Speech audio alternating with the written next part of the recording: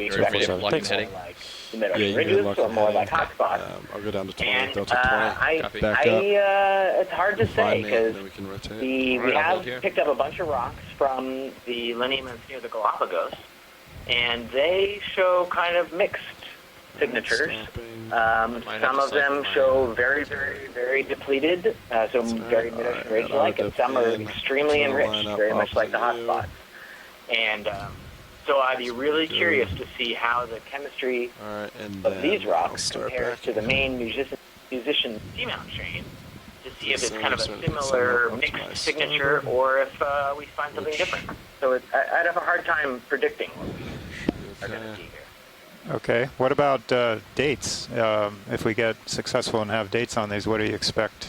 Any guesses there? Yeah, I would expect that the dates on these guys would be very similar to the island or the seamounts that are directly to the west of them in the musician's chain. Got you in fish. Because generally what we've seen is that these lineaments tend to form at the same time as the seamounts kind of underneath or as part of the main hotspot chain.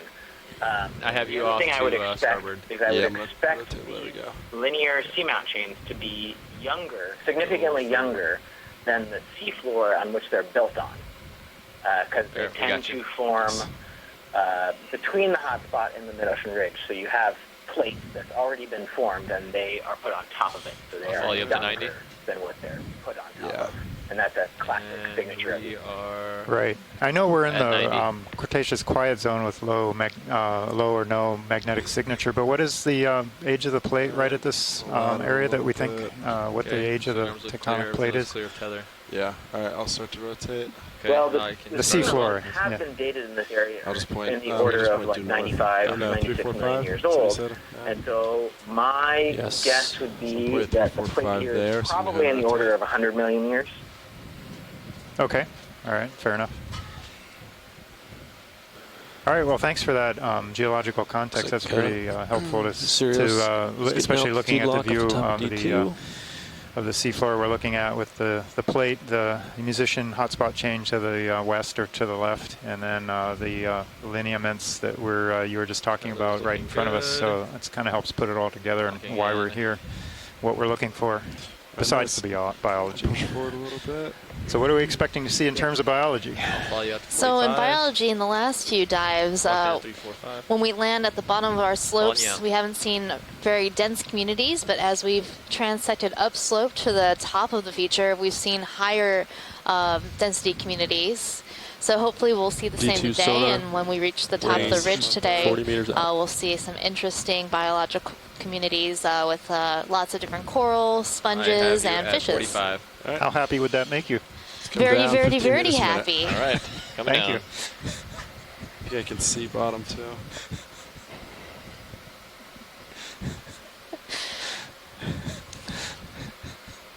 That was good. That was good timing, John. We're working on it. The plan is to keep this up through the entire expedition. 2 weeks to go. 2 weeks to go. It's pretty ambitious. Yep, and we're seeing bottom. Yes, we are. Are you ready? I'm Aria ready. Aria ready? I'm ready. I'm very ready. So I think the plan today, once we reach bottom, is to look for a rock as soon as we can find a loose rock. That way we know we have at least one rock sample, and then try to collect a second rock at the top of the ridge. Because we are limited in time, we don't want to run out of time before we've collected samples. Lima Charlie. Right, so if that strategy is okay with Eric there, just kind of let us know how you'd like us to modify that. That's good. It's like, sorry, can you repeat that? That's coming from the north downslope.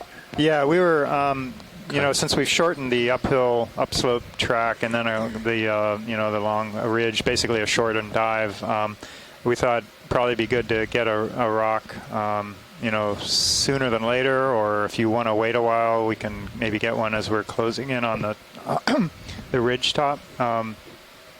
So we can look for something more in place, but as you can see right now, it looks like a bunch of talus.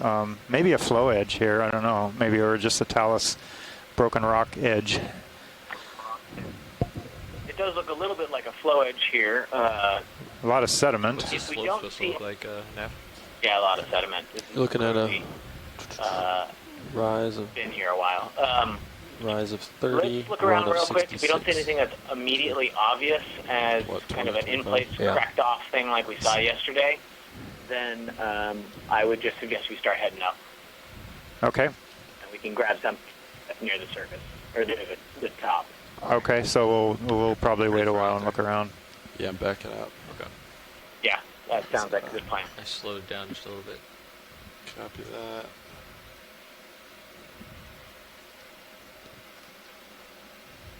You're clear behind you.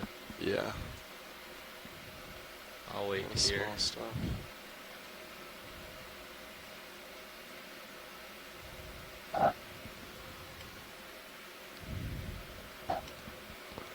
Lasers on.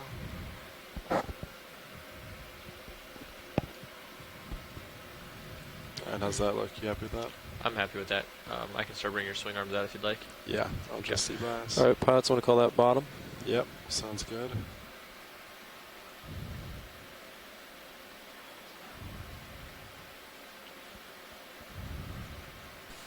So welcome to the bottom. We're currently I'm not sure at you're going to get your wish this morning. which wish is that?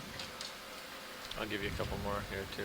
For a nice community, kind of like before, given that we're only just a few meters below the summit since we shortened the dive track. But one thing to keep in mind is we're considerably deeper here this morning. We're over 3,000 meters south deep. pilots. And from experience on past capstone cruises, I'm going to set bail out for we southbound. see a lot of the Jarvie now? bamboo communities and some of these really Yeah, dense let's set communities bail out taper for, out due somewhere around south. 2,600 meters. So it wouldn't surprise me if Jump to 17. this kind of remains this way for the whole dive. First swing arms coming out. Standby video. Still adjusting Z bias Yep. and lights. Not really any. So it looks like a not really primnoid moving. coral right in the middle of our view right now.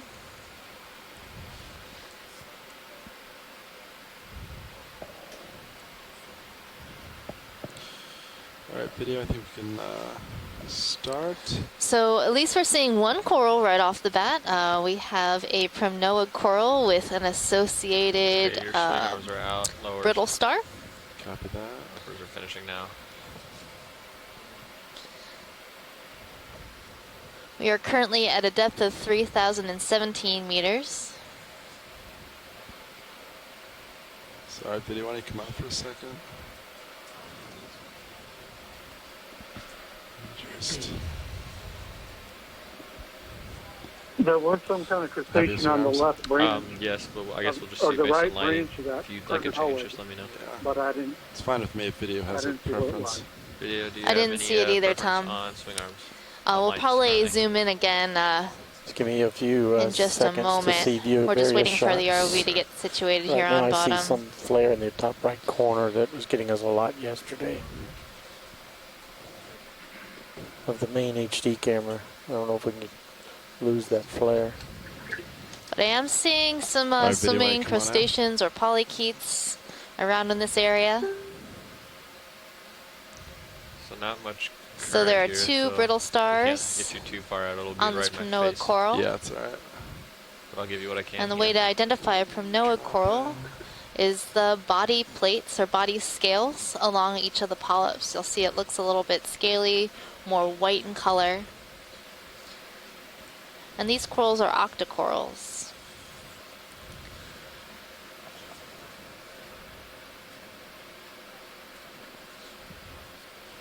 Yeah. Yeah, fell down. Oh, there's a polychaete. I just saw it swim by near the sediment.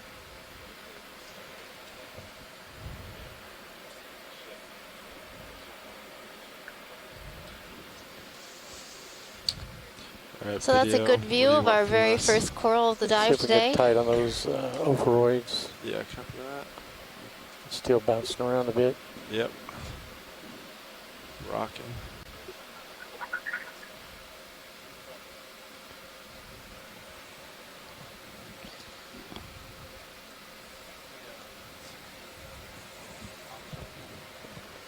I think we already had this wide, so get her with lasers. I think we're clear. Copy that. This is right there. Clear. How's that? Good. Good. All right, watch lead. Anything else in this area? Dropping in and descending, it looks like we have right some, between the lasers right now. a lot of talus, broken rock, It's on the and left some edge of that low rock. relief in place lava flow Rock to out the to right. crops. And a lot of sediment, more than we've seen in the past on this cruise. Right to the right of the lasers. Yeah, right back down the rock. Yep. Why would we see more sediment on this side of the ridge? Well, we're as we go north, we're every night we move farther north, we're getting into older, or what we propose as older seamounts. So we're gaining millions of years every transit. So that's the simple answer for more sediment. There's probably some other factors going into that. I'm going to range your sonar in if that's okay as well. Could yeah, it be just one current? Yep. Thanks. Could be lack of bring you current in this There's 30 meters. place where it's, maybe it's a local sheltered place and it's not being swept away as readily as some other places. That could explain why we're also not seeing as many corals, but Yeah, corals don't really like to be buried in sediment. They can't move around and get away from sediment, so being buried is not a important thing. Forward, you'll have more tether and to it could play with. be. Yeah, I think we gotta I move saw it. a little Over isopod 3,000 just feet. float by, It'll take a minute to get there, yeah. and then what we're seeing is brown thing. It looks like it might be a dead 20 or 30 sponge. meters.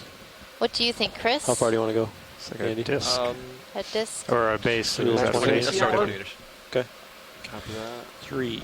I was looking at Watch that, the dead Megan, sponge. and yeah, I would agree. It's either a They're trying dead to sponge decide. or it's possibly a dead Pretty xenophile. But I enough. think sponge might be a better guess. Yeah, you guys ready for a move? Great. Let's go 20 Well, it's meters. biological in bearing nature. 340 That's what I can tell you. degrees. Speed And it 0.2 doesn't look knots. very alive. I think I saw another one of these in the view also, pulling out wide. Copy that. It's a good copy. I think it was straight down. Straight down. Where did I see it? I don't remember So I'm anymore. not really seeing any of the can move broken on. sheets or a decent rock sample to collect here. Maybe we should move. Copy that. Yeah, I Watch think we lead. could start Ships, moving up. We just call a ship move in. Move It'll take a initiative. minute to Good get copy. going, but after Thanks, that, Like I said, good we to had go. some. Look like we have some intact flows, and maybe we'll get lucky like we did yesterday and find a broken piece on an edge of a flow. So these Yeah. are pillowed flows rather than the sheet flows we seen yesterday. Just gonna lateral a little bit. Co-pilot. Copy that. Plenty to look at. Something small right above the lasers, about a meter ahead. Something small. It's just above the lasers, So where the sort of white, right next to the laser now. quick zoom. The sediment. Not sure. I think it's sediment, right? Sediment. Hard to tell. Something different. Oh, the little patch. The little red thing there. Oh, is that what you're looking at? Yeah. Oh, copy that. I'm not sure what that is. Everybody, zoom out a second. Let me get closer. Trying to determine if it's alive or if it's just Somebody's track. yeah, a piece of something. I can pretty much guarantee you it's a piece of something. A piece of something? All right, video, zoom in. You know, the wider your ID, the more you can't be wrong. Oh, I think it might be a polychaete. It's moving. You can see its little chaetae, those sort of whisker-like projections along the body that help it move. Tom, do you have any ideas of what this might be?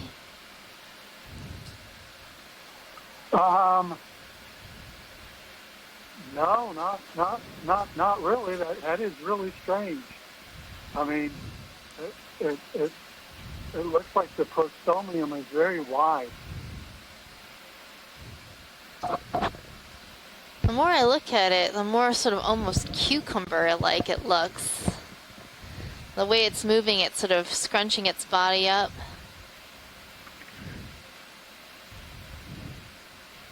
Yeah. So I'm not sure. Those are two completely different phylums. I was wondering that too, Megan, but then a couple of the legs kind of look like they're stiff, kind of like polychaete rather than real, like tube feet, because they kind of caught in the rock a little bit, and then they kind of sort of pushed forward. Yeah, some of them like are they're doing sticky. it at the base there. So polychaetes have little hooks along their chaetae. They're microscopic, so we wouldn't be able to see them in this view. Red thing to the left. But that might be a reason why those little projections are sticking to the rock, as opposed to a sea cucumber, which would not have that same hook-like projections on their legs. And now I'm seeing a little, some little pink crustacean, possibly an amphipod.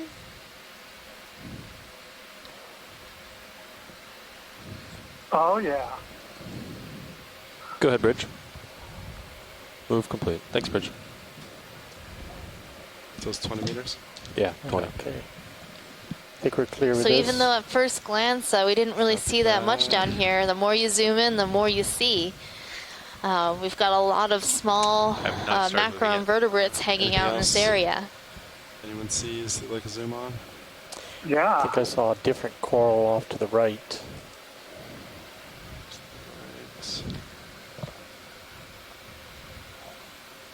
I haven't moved very far from, I have not moved yet.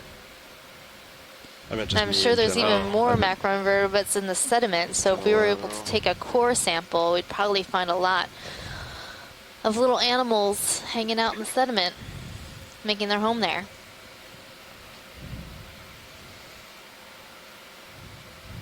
There's something on the rock at the top of the screen, left. I don't see that coral anymore.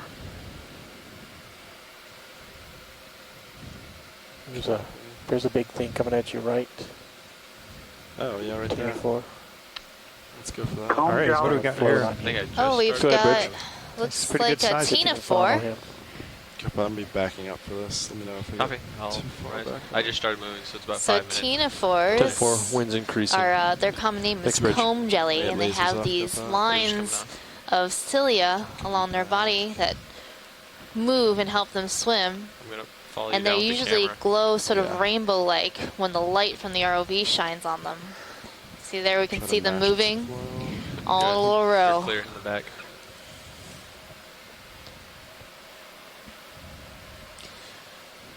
When water column day comes, so tomorrow and the day after, we'll learn more about these ctenophores.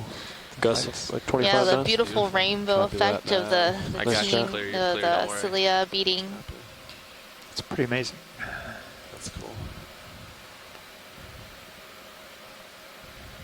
Do we know why it's only doing it on one, or was it just the way we're looking at it? It's just the light. It's beating all of them simultaneously.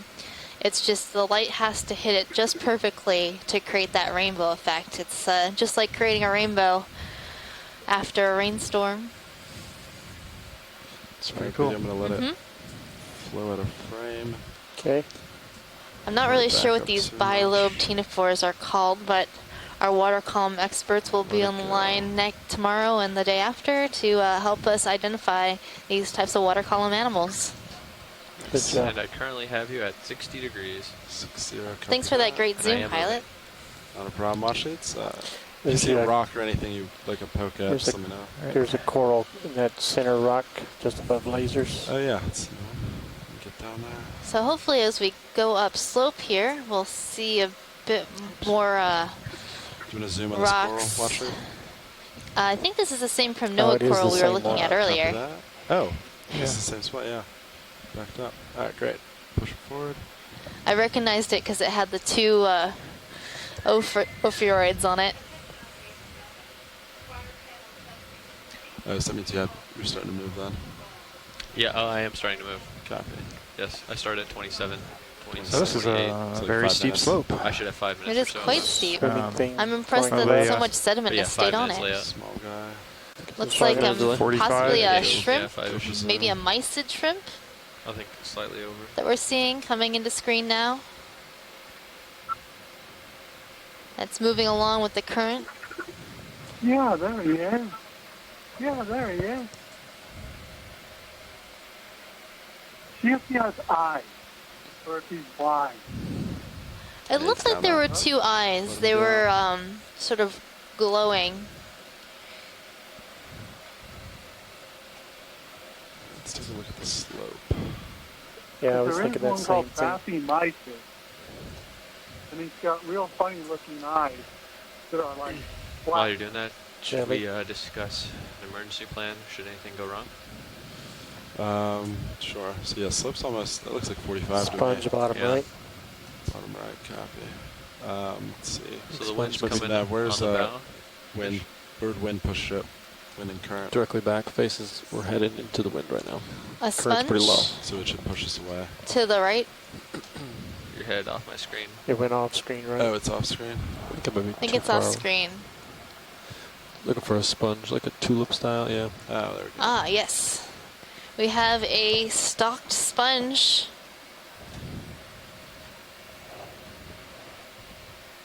You won't have pass me. Yeah, you won't have too long here, but you do have. First sponge, Chris. I know, excited. Yeah, I'm watching it like a hawk. I don't remember seeing one like that this trip. So, yeah, I think we actually collected this before. I think it's going to show in the new version of the animal guide, which, by the way, Megan, we submitted this morning to Stennis. Oh wow, that's super exciting. I think this is Amphidicella. It's a stocked euplectellid glass sponge. Not Hyalostylus? It's got an amazing, long, flexible, thin stalk, and the tissue on the top of it is really soft and mushy when you collect them, I think. But we don't really know much about them except that it's a stock glass sponge. Really beautiful specimen. So what's the difference between this Amphidicella and Hyalostylus? Which that's what I thought it was at first. Sorry, are we still talking about emergency? Yeah. Well, you know what? I figured rethinking. I wasn't looking at my iPad at the moment, and I think you probably are more correct there, Megan, that I think it could be Hyalostylus. I forgot about that one. It'd be quicker for me to turn I'll check starboard. that. I think I spoke too soon. Thank you for the correction. Starboard. No problem, Chris. That's what I'm here for. Yeah, it would put a turn, but if it was an emergency. It's only 20 degrees though. Okay. I don't know. Well, really all you need to do is overcome 45 and then the ship will do the rest. So the Hyalostylus is also, if I'm not mistaken, it's in the same family, stocked euplectellid. Well. Yes. But I better check that too, since I'm off to a bad start this morning. Looks like it's got a thicker stalk, so they'll probably want it. Yeah, copy it. Well, the Hyalostylus has that really interesting osculum, which is why I went there at first, just because it has that large open osculum, and I was looking for the Amphidicella Camera. to see how it was different. 30, 35. Yeah, no, you're right. It's a dead ringer for the Hyalostylus that's in the current guide right now. I totally agree with you. And this looks like it could be possible Caulophacus. Go with the snails. Snails. We've got 3 gastropods hanging out. So snails. Wow. Just hanging out on this sponge.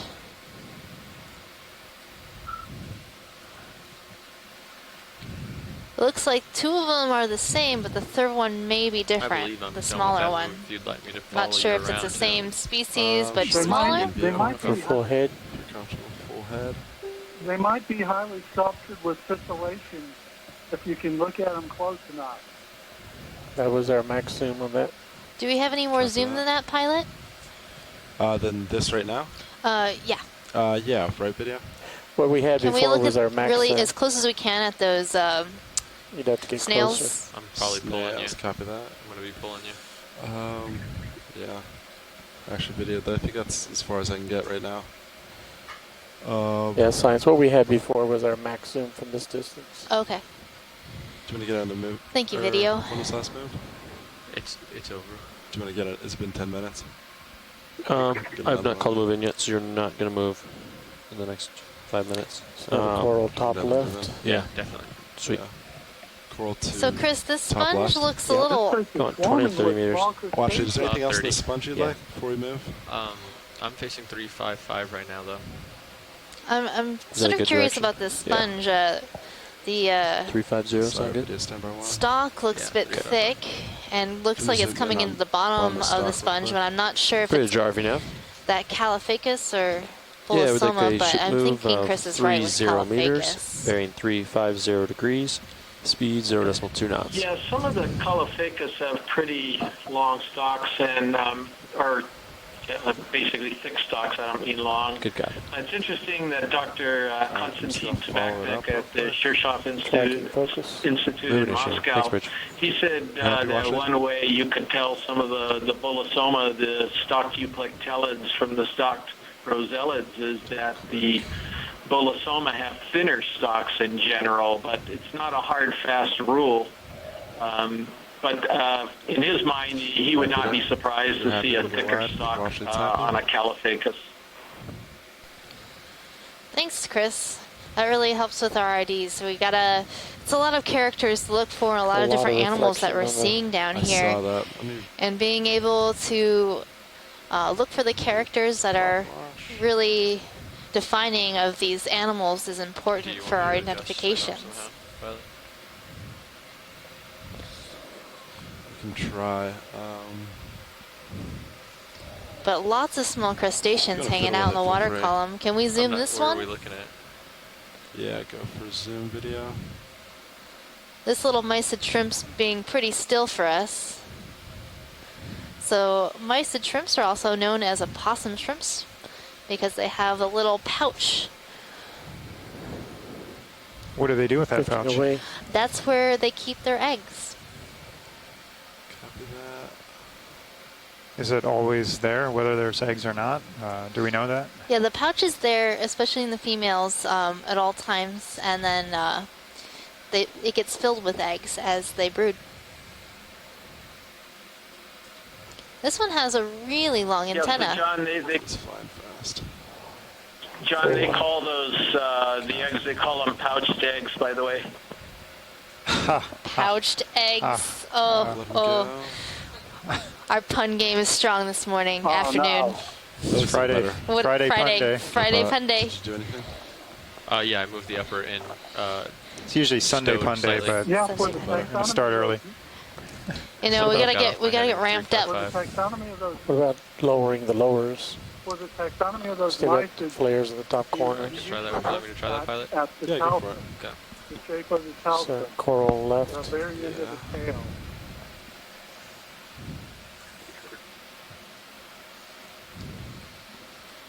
Yeah, getting good imagery of the little spines and ridges of the tail with our moving mysids in situ would be quite difficult. So the best way to identify them is in the lab. And I think we might have another primnoid coral here. Could we do a snap zoom? Yep, go for snap zoom video.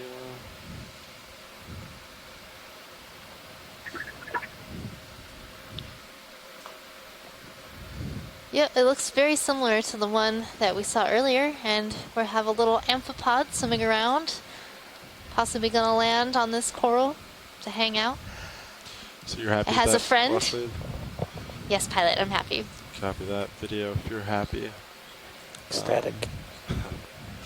Great. Get that guy? In the background? The floater that just landed? Yeah. Rotate. So Tom, we usually see a lot of amphipods together. Do you know why they would congregate in more than one? Brought them inboard just slightly. Copy that. Video go for zoom. He's got a friend coming in. Yeah. Oh, Caitlin, I think it's your favorite worm. Yep. Green bomber. We learned this the other day, that this polychaete worm we're seeing is called the green bomber. You can see that it has these two green antenna-looking projections on its head. It just did a little tumble there. Just hanging on. And those are often bioluminescent, and it can drop those appendages when faced with a predator and use it as a predator escape mechanism. So it distracts the predator with this bioluminescent organ, and then it's able to escape and get away. Oh, there you go for jelly. We have a floater here. Watch me as I back up. I gotcha. I know if I go too deep.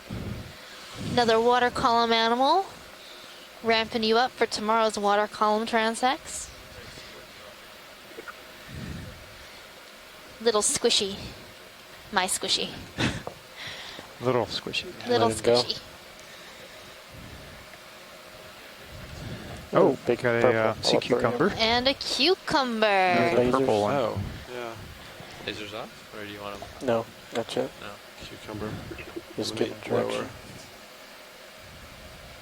Now you can Looks like one we've probably seen before, but degrees, you got plenty of space. Copy.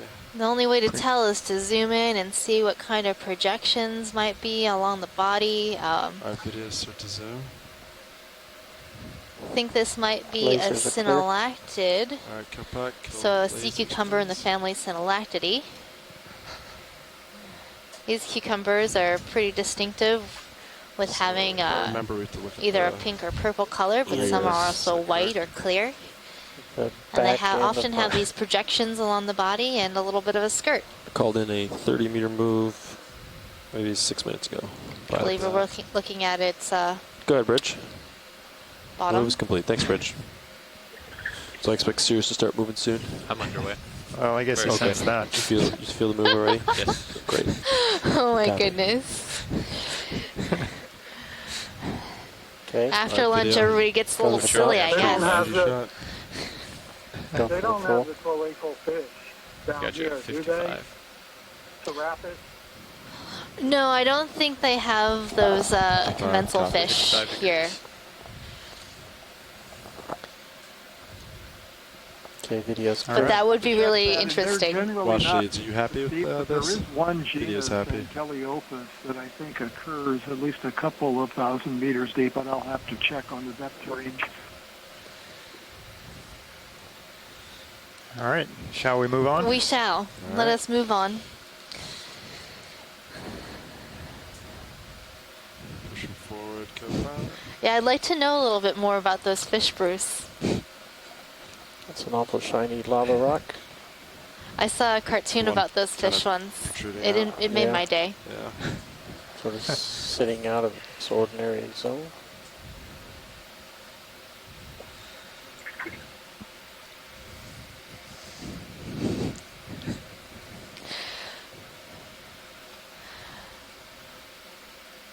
So I think we're seeing some different geology or same geology here.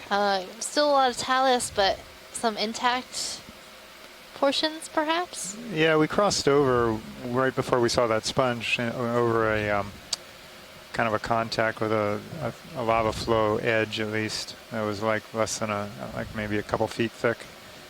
Kind of a pillowed flow on top. It was rather thin, and then now we're moving into more talus. And some intact pillowed outcrops, it looks like. Kind of a combination. Steep. Oh, so it is getting much steeper, too. I mean, we're up to like a 60-degree slope or something like that. Some places. So yeah, you can almost see where it changed abruptly down to the left of the view, and moving on up here. This is kind of a flow that's breaking up here on the edge and creating all this talus or broken rock down slope. So it's kind of looks like scales almost, these pillows.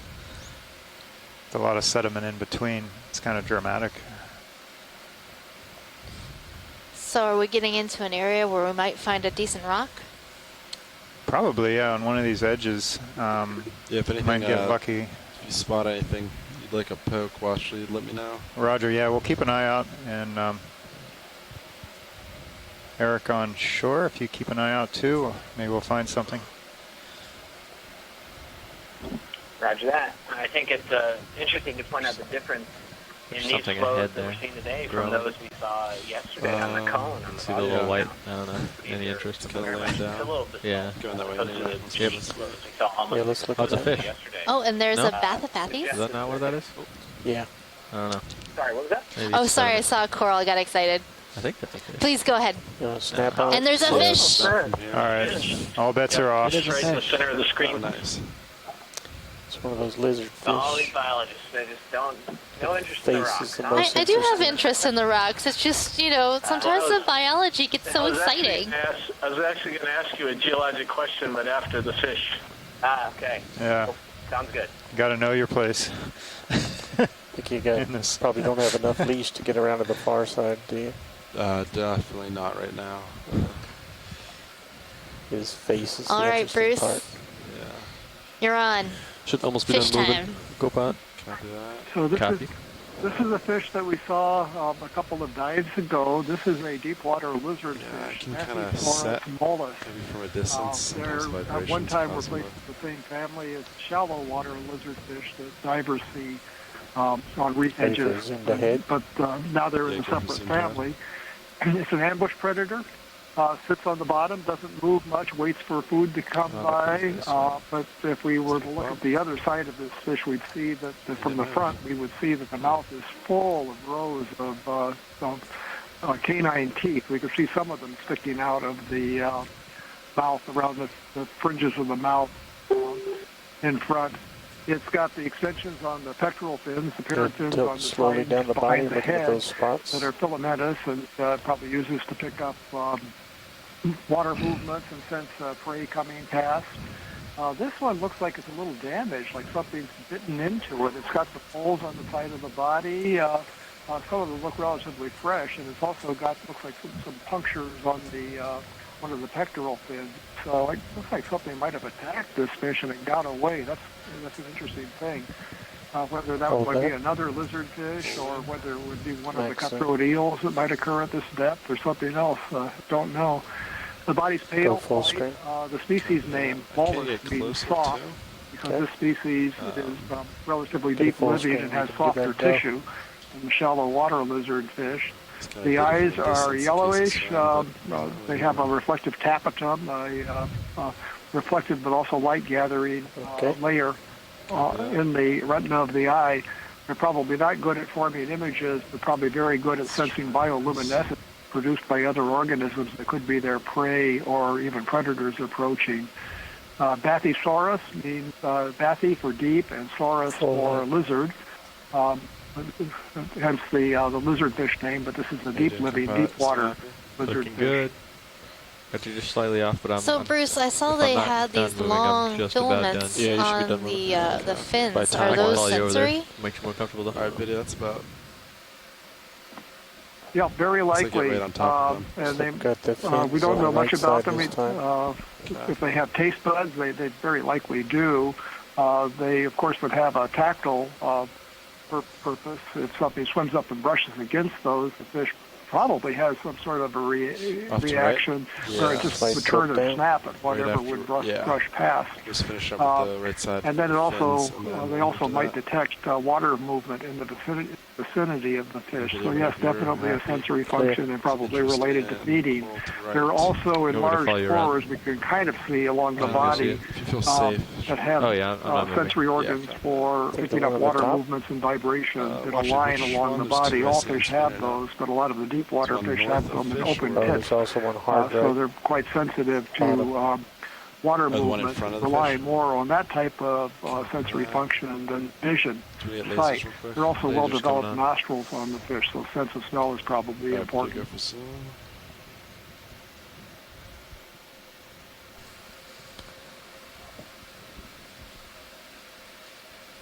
So we're seeing another coral right now, right in front of our fish. And this looks like an unstalked primnoid coral.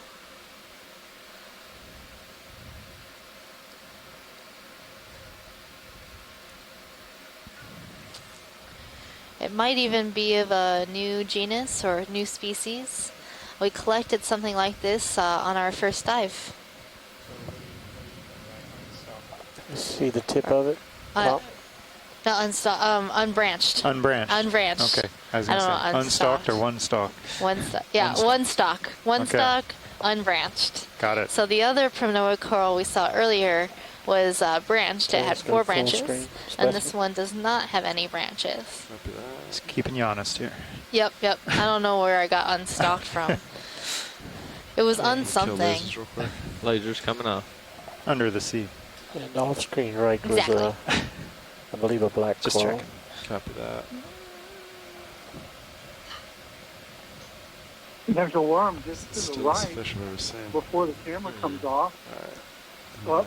Oh, I think we're moving on. Oh, sorry. Watch it. Sorry. Small views. I was moving right to this other coral. Oh, and there's Maybe back up some a little black bit more. corals coming into view.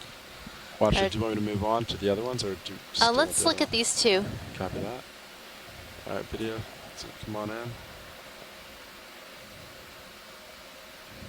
So these are both black corals, likely Alternatipathes. Almost 2 still. And we did get a question on the ship the other day of why these are called black coral. And it's, even though a lot of the coral appear to be brown or white or yellow, and it's because the skeleton is actually black. And so you can see, especially in this individual, that the you can see the skeletons shining through the tissue, and it's black. And black corals have been used in jewelry making in Hawaii, where there's actually a black coral fishery, and you can buy black coral jewelry. It's quite expensive.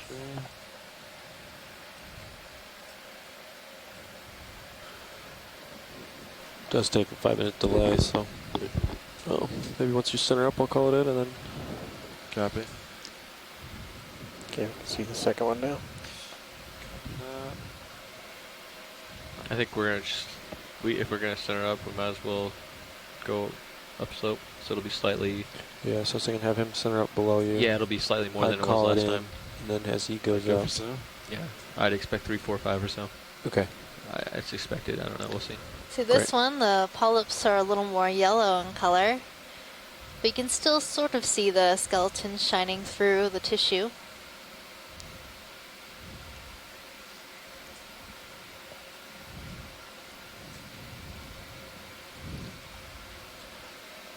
Okay, go full screen. So 2 black corals.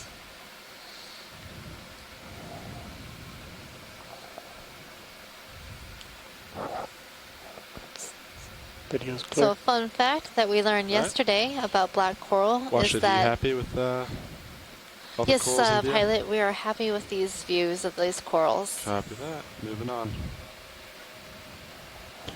So yeah, if you come to port, I can spin around with you. He turns to uphill. Then I'll call the move in, then you continue exploring up. And then by the time, yeah, I think it'll work well. We're gonna follow you around, pilot. Copy that.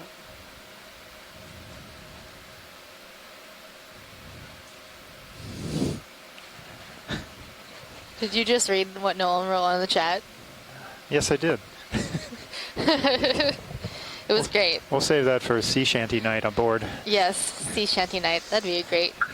Everybody write a limerick. Limericks, yeah. Limericks and sea shanties. I am thinking around. I already here, requested of my 340. sister the sea shanty of the Okeanos. How do you feel, Waiting pilot? with bated breath. I am. What, 340? Hopefully she'll be able to write us a that's the beautiful direction sea it seems shanty. good to me. Sounds great to me. Okay. So these are all pillow Well, I flows, currently have you at looks 70. like. Yeah, we've transitioned we do more like from a combined, small, like 20 mostly meters? talus slope into what looks like what do you think? more What's your sonar lava look flow outcrops. I can see though returns at it keeps changing 20, as we but move it's up not and a solid across, return, especially 'cause as we I can move also see across the flank. continuous returns at 30. Yeah, we can do 20 first if you want. Okay. Gives you time to get out there. 20 meters. You guys ready for me to call it in now? Yeah. Great. So we are Pretty currently at jarring a up. depth of 3,011 yeah, with like another meters. move of 20 meters, bearing 340 degrees, speed 0.2 Lobster. Are my lasers on? I will check. Following you up with camera. They are Good now. copy. Nice. So, John and Eric, I had a question for you about geology. You were talking initially about getting some samples to try to determine whether this is a hotspot volcano or not, or one of these ridge, mid-ocean ridge type things. And would that be expressed It's a good copy. by the way the pillows come out, the sizes, or whether you get sheet flows or anything else with the slightly different types of chemistry? Would you expect to see anything that would result in some morphological appearance that, let it go. You could kind of tell its origin just from video? Not really. There's a lot of things that control the morphology of these lava flows.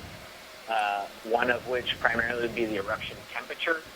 So if this lava sat around in a magma chamber inside a seamount for a while, it might erupt at a given temperature that depends Get right on top of that squat lobster if you can.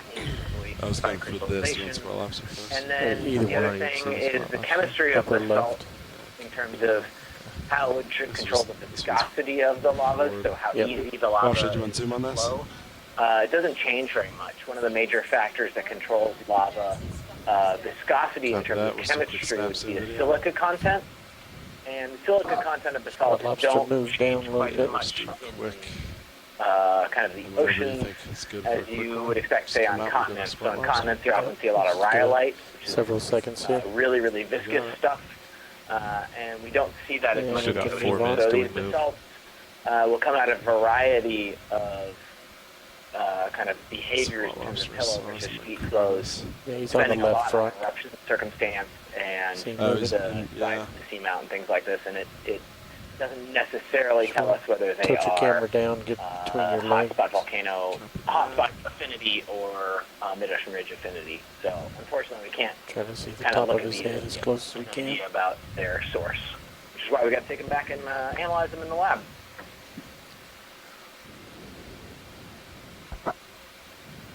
Alright. Try to zoom on that. Right now we're getting into position to take a look at this squat lobster. Tilt.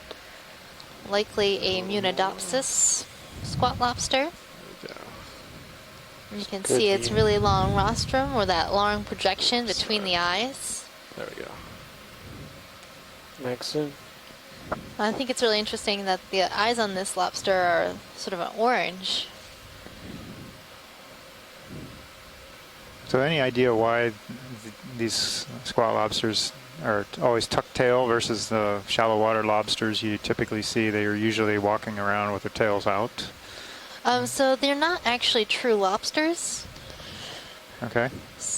They're sort of like halfway in between crabs and lobsters, so they're their own thing.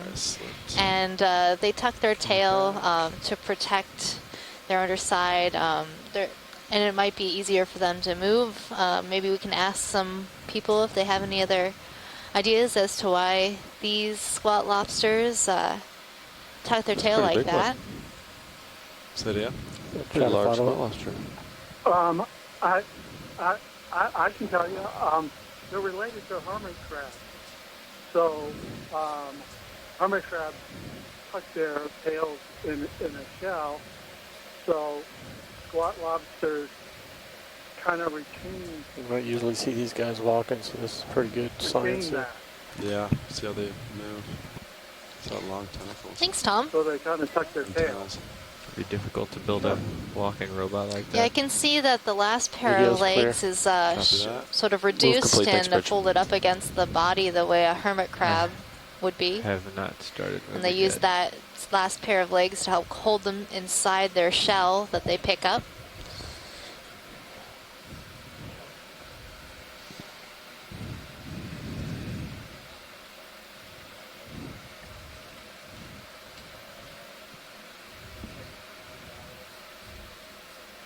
Was that a 20 or 30 meter? It was 20, right? There's a 20 meter move. It's complete. Let's check 1 minute ago. Anybody seen any video outages at the I2 sites. Got you at 45 degrees. There's a long line of something attached to the bottom, coming into center screen. Yeah, video. Not sure if it was a stalk of a coral. Very tough. Yeah, or a sponge. I think it might have been a sponge stalk, like the Hylostylis we saw earlier. But the top poof is gone away. Yeah, it's really long, but whatever was on top here is gone now.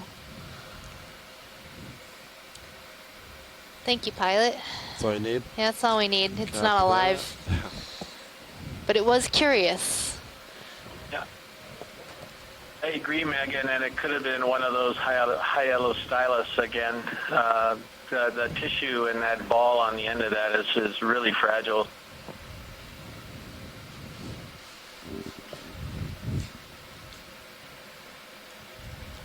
I don't mean ball on the end. I sort of mean like the bell-shaped head of that sponge is quite fragile tissue.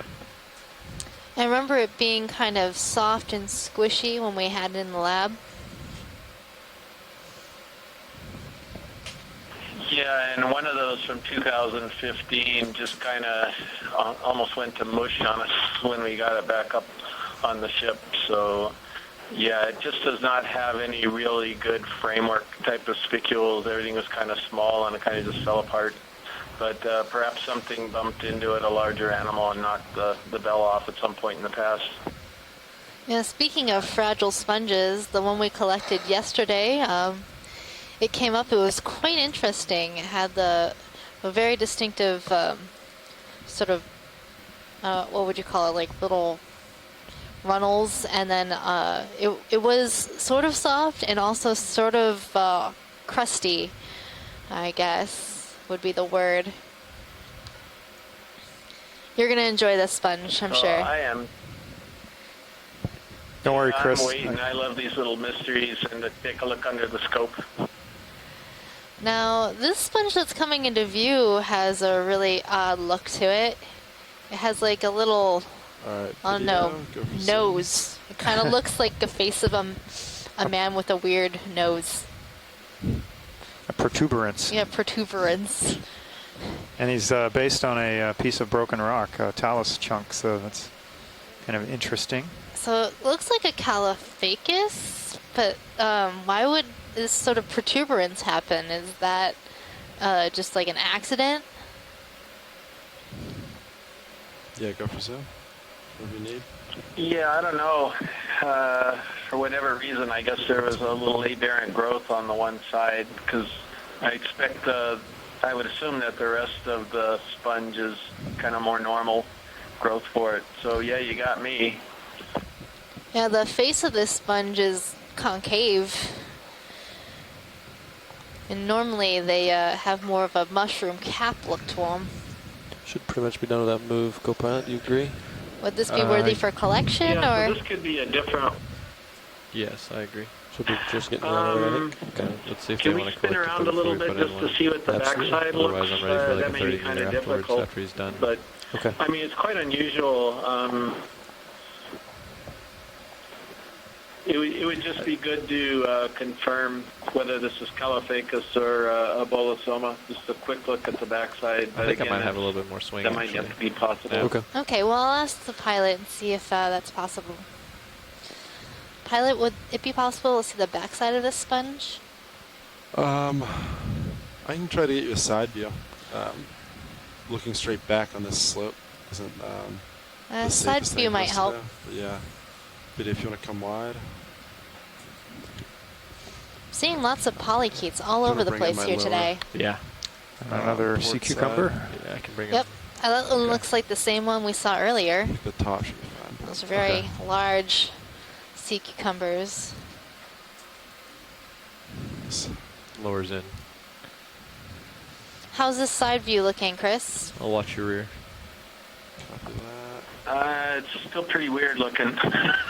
It does look rather odd. It's like it tried to be a mushroom and then it gave up. Want to collect or Yeah, absolutely. All right, video. You want to zoom from here? Try the center.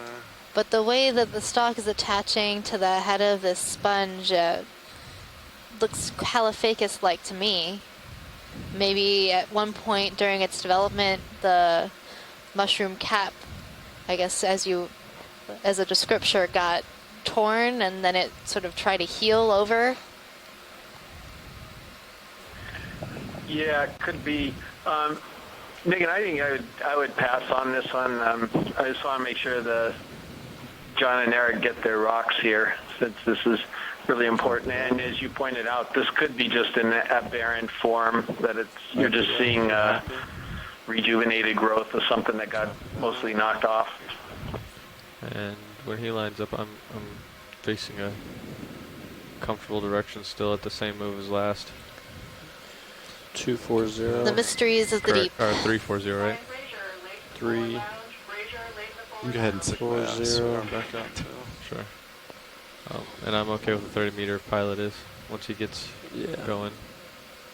Excellent. I'll put swing arm back out.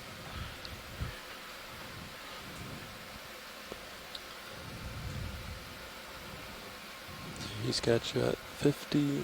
Sonar looks good, right? So I'm seeing a little bit of a broken pillow off to the right, and a sponge in the far distance, and a Primnoid coral in center screen. In case they want that sponge or something. Sure, because I think if they want to sample, 30 meters might be a little aggressive. Okay, I currently have you at 45. And another sea cucumber. I watched it. Sorry, I was talking my front row. What's next on the list for items to view? I'll call it 20. Still looking for a rock that might be in place. Copy that. And laser actually. Yeah, could we get a ship move? 20 meters, bearing 340 degrees, speeds or I'm decimal not 2 seeing knots. anything here, rock-wise. Yeah. These all look real cemented, and I saw you landing, nothing even rocked. Yeah. It's a good copy.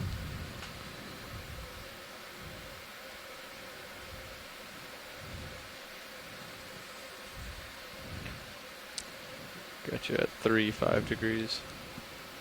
Copy. Interest on zoom at all, Washleets? Let's do a really quick zoom on this anemone.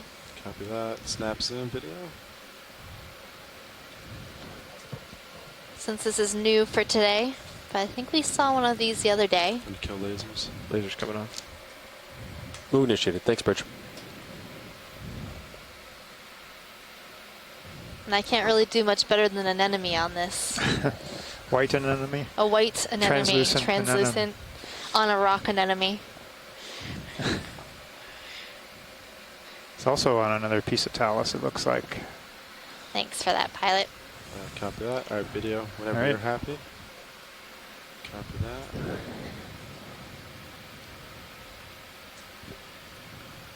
You're getting out there, but I'll give you as much as I can. I'm just going to lateral. Okay, perfect. For a rock.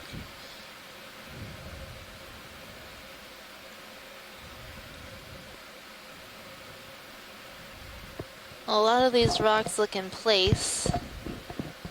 Yeah, the problem is getting one out of there. There's a fish.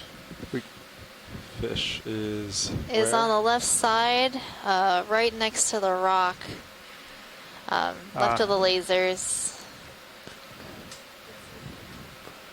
Oh, I see it. Blended in pretty well. And ahead of that, there might be a video go for zone. Outcrop of some cracked rocks. It's really blended well. So this looks like a synaphobranchid eel. And if it turns, maybe we'll get a good look at its head. And Bruce could probably get an idea on this.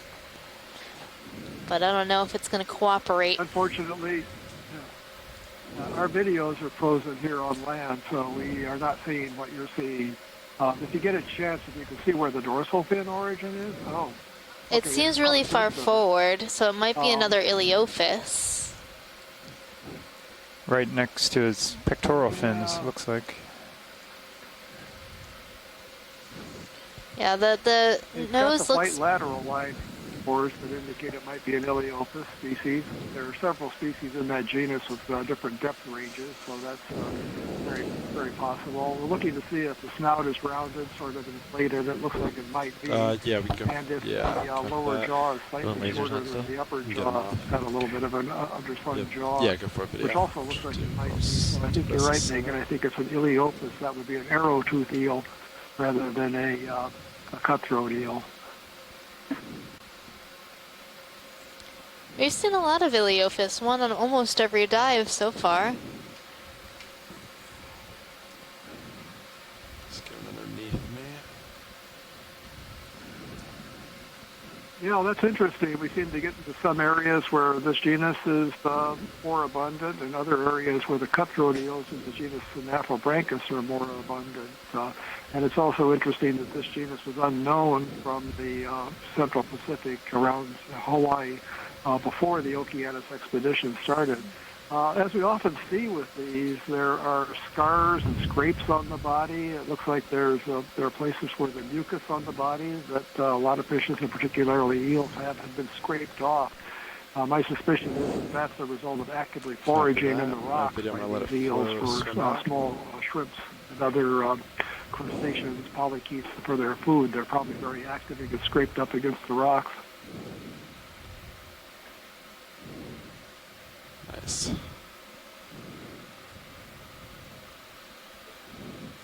Thank you, you too.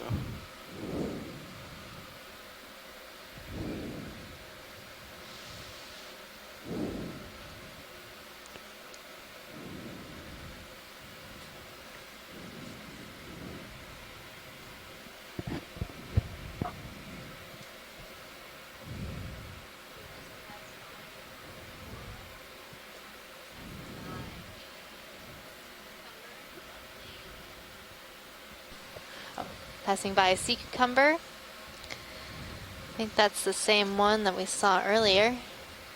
And then in the distance on the right is a stalked sponge.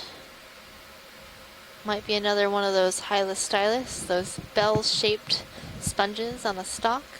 It's a type of glass sponge in the family Euplectellidae. Yes, it looks like Hylos. Copy that. Are you good for? Yep, I would ready to totally zoom in? agree, man. I Wash would it? totally agree, Megan. That's what it looks like.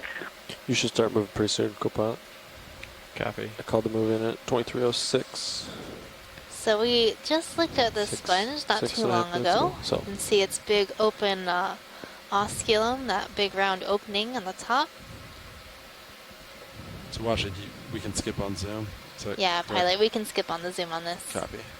Just want to make sure. But it's nice to get a nice sort of overview of what the whole colony looks like.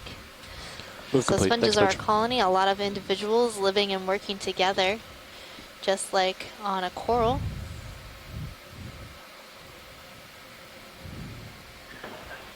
That sponge, by the way, is an example of the, well, there's a different sea cucumber going off screen to the left, but that sponge is an example of the sponge equivalent of those wire corals, where if the current shifts, that sponge can just whip around and filter the water in any direction because of that really long, flexible stalk. And the water is going to be entering from the outside of the bell and then exiting through the open bell mouth on the top of it. So you can see that however the current changes, he's going to be in a great position to get what he needs from it. So now we're looking at a sea star. I think this might be Polasterius. It's really unique in having 6 arms instead of 5. Oh, not maybe really unique, but this one's different in having 6 arms. So some stars have multiple arms, more than 5 arms, and others have the regular, pentagonal symmetry, meaning 5.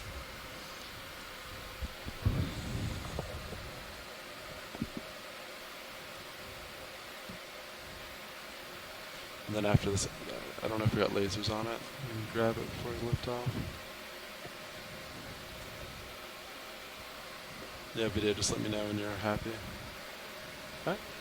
Yeah, we'll do a quick laser. There we go. Nice, 10 centimeters. Great. All right.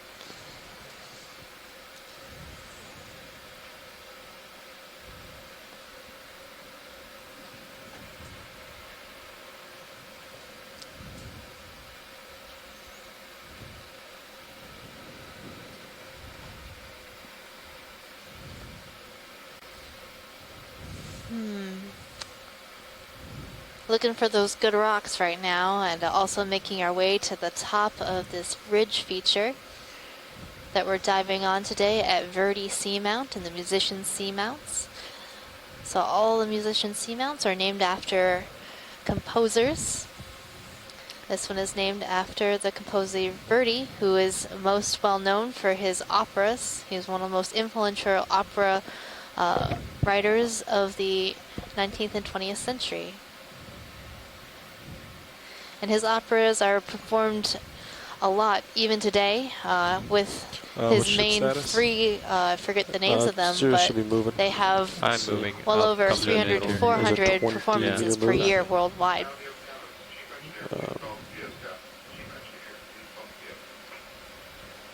Should be on the end of your Rigoletto and Ida. Okay, I started around 12:13. I'm glad you said them, because like I'm just butchering the names. 3 minutes left on that move, anyways. Okay. So those are the. He's an Italian. And I guess there's basically 300 to 400 performances of all three together per year, worldwide. Any interest on Zoom? Or more, perhaps. Or more. I mean, this is just performances for large opera houses, but I'm sure small-scale performances also happen all over the place.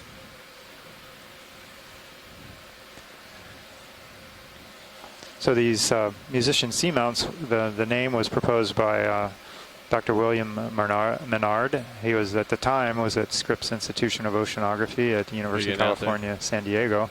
He proposed this name in 1959 after his group did some preliminary mapping of the seamounts with the lower resolution sonars available at that time. He also named several other seamount groups, the mathematician seamounts and the mapmaker seamounts. So his group was quite influential in early days of seamount hunting, so to speak, mapping and identifying seamounts back in the 1950s and 1960s. So what does it take to name a seamount? Well, you have to fill out some paperwork, but usually it's you would name them after, typically they're named after people that have something to do with them, like it's much like biological organisms, but in this case, I believe they were mapping quite a few seamounts, and they just decided to give some credit to different types of folks, and well, obviously map makers and mathematicians maybe have a bit more to do with science than composers, but perhaps they were a favorite of Menard's, so he took some liberty there and named them after that. We also have a geologist seamount group that's near the Big Island of Hawaii, named after well-known geologists, so that's quite fitting. So is there a John Smith seamount out there? No, not yet. Not yet. Can't name it after yourself, so you have to. Oh, is that a rule? Yeah. Shrimp on rock, dead ahead. So that looks like a pneumatic carcinus shrimp dead ahead. We can do a quick zoom video. Let's do a quick zoom. We just went through a quick pilot change. Now we're ready to start moving on. You can turn lasers off. Yeah, and I believe you weren't really supposed to here. name things after people that were still living. So now that's changed somewhat since over the time, I believe. So that's now possible. So now if you name something, the person has to be alive? No, it can be either way. Either way? Yeah, but they have to be kind of well established and contributing.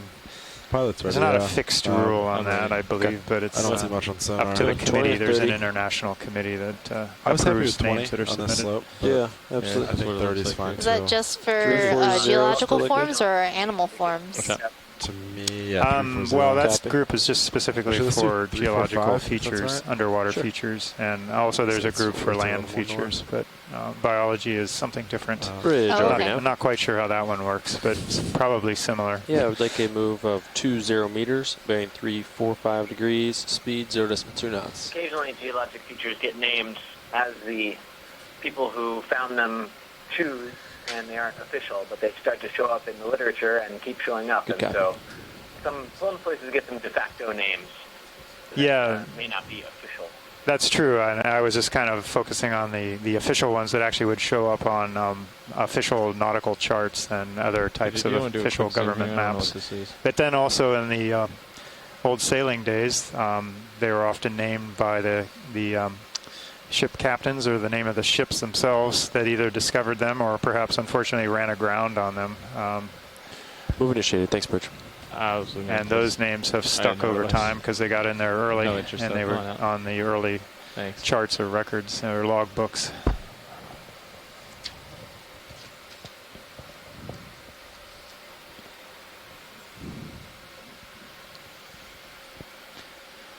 So do any of these rocks look good?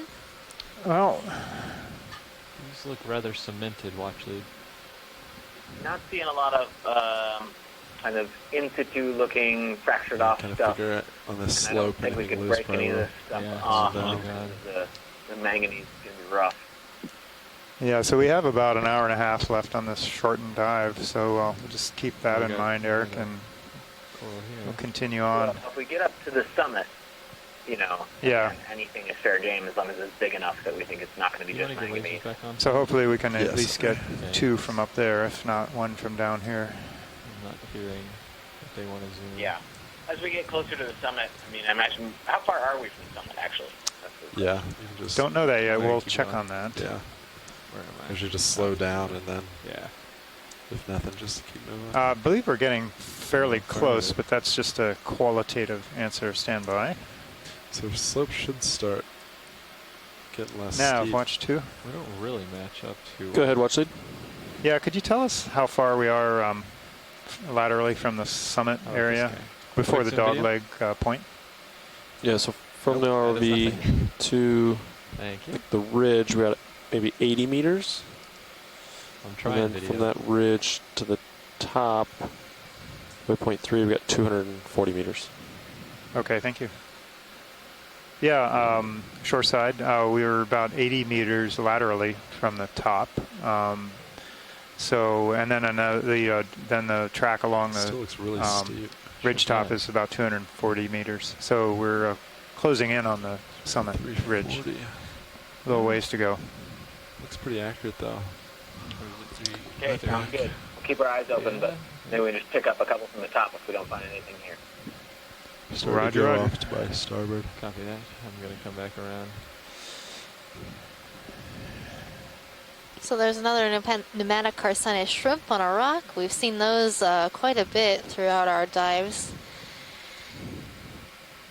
And we just zoomed on one not too long ago. We're gonna, I think the plan right now is to make our way upslope as quickly as we can. Looking for a decent rock sample and checking out whatever biology might be around. We also have the ability to sample at least 2 biologics today. We don't want to take too much time so that we can characterize this area as best we can.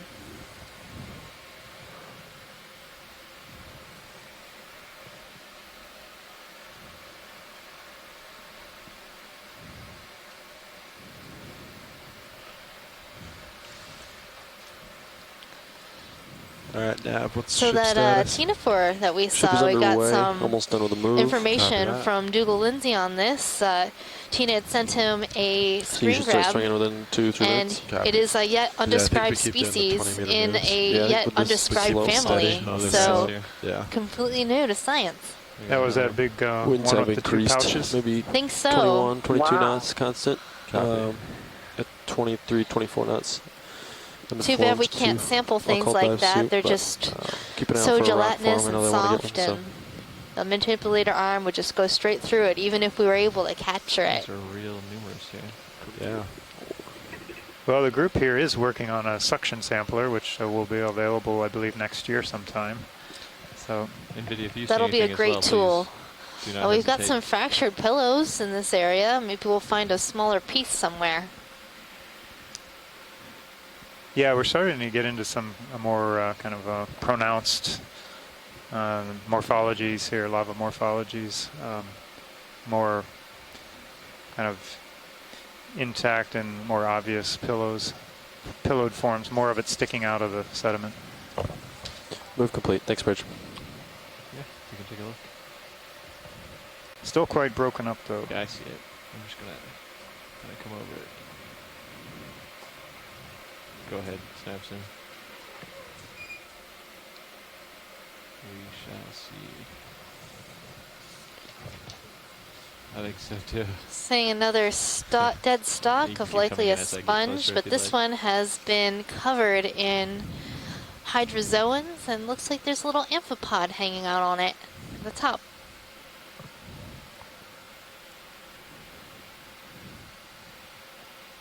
Oh, it looks like a barnacle, not an amphipod. I just jumped to conclusions there. I just saw the little white body and it looks like a barnacle.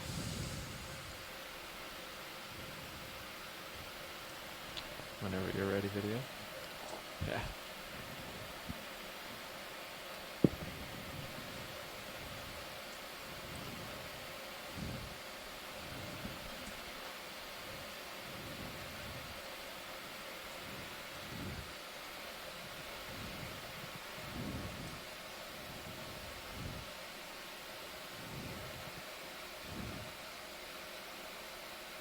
There's this over here in the sediment. You can go take a quick look.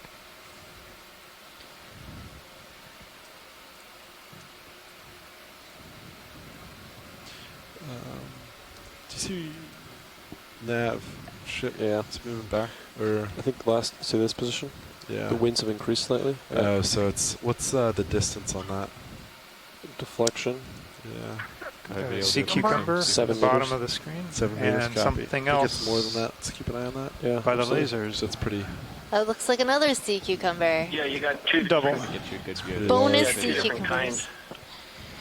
Bridge is amazing. Dual but and cucumber. Sometimes the Land. winds Dual can and cukes. Yeah. make it Got challenging big for everyone. projections coming Yeah. out. Like, yeah, the winds increased and then it kind of blew them back, I think. Yeah, that's a spiky one. Megan's looking up in the guide here. Give us an idea what we're looking at. So the thing is, The Bridge is still doing an amazing it job. could be Yeah. a number of things. Go ahead, Bridge, Absolutely. as So always. it could be another type of synallactid in the genus Synallactes, or it could be an Just Ophnurgus. slightly while I line this up. There we go.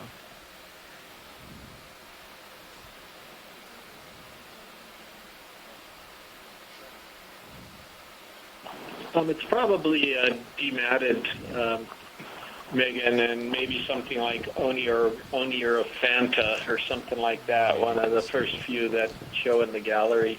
I think it's a dematted. Or a late Magonid. You look for lots of really Go ahead. tiny feet. It looks a lot like the photo we have of a late Magonid, sort of covered in sediment.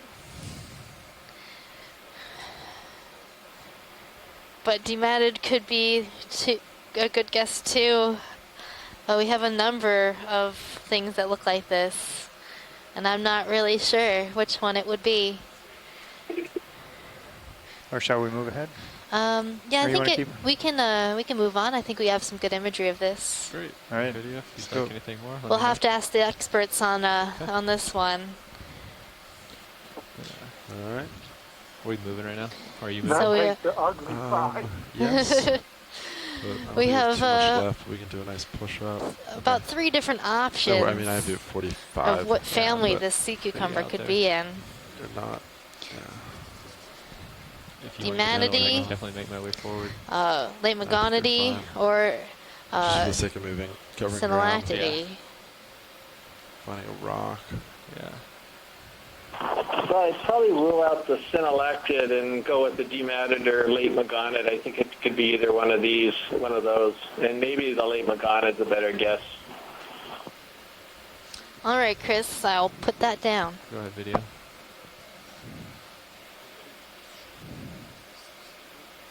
Whoa, lost my foothold. There we go.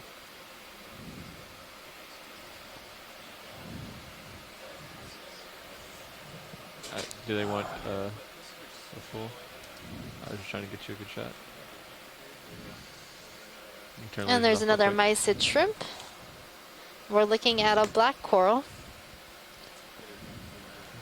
Sure.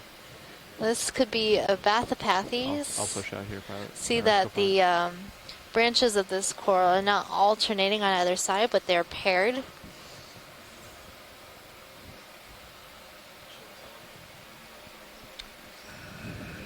Did we want closer ID or shall we? Let's move on, pilot. Great.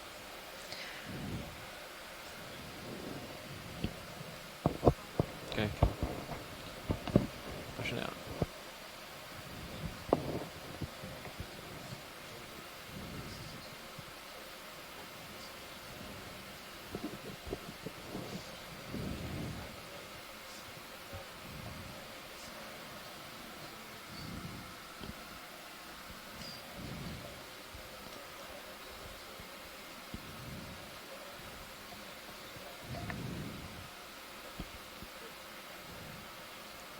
Still no loose rocks. Yeah, this is Eric. I think we're getting pretty close to the summit here. It looks like the slope's decreasing a little bit. I think we're probably close enough that any kind of loose rock that's a good size, any two of those would be great to pick up. Okay, thanks, Eric. Understood. So start keeping an eye out. If you see anything you'd like, just give us a shout.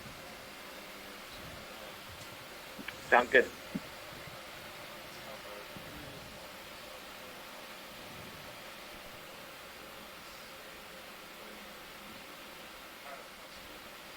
Go ahead. Okay, let me do some tests. What about that guy right? So we're going to pass kind of below lasers. Okay, and just to the left. I think I know what he's talking lasers. about. Left of the lasers. Washing your toe. Yeah, I'm going to hit it with my toe. Oh, that's solid. Yeah, it didn't move. Watch these, those were both solid. That one's kind of loose. Just in front of this the one right skid. here. Is that loose? We just hit one. That looks a little loose.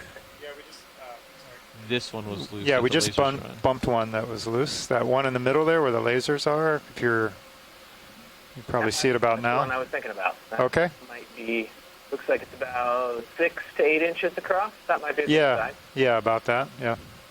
Kind of roundish. You guys are settled out. Okay. Copy. Does it sound like we want to collect this one? Yeah, let's go for that guy. Yeah, that one looks good, pilot. Copy that, watch this. Alright, hydraulics are up.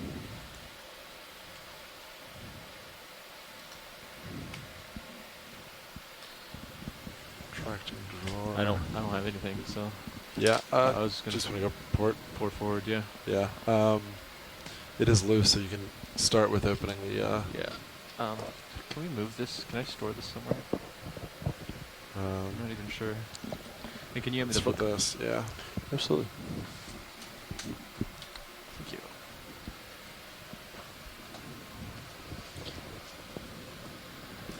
Looks like we have a isopod floating by. What would you like on this screen?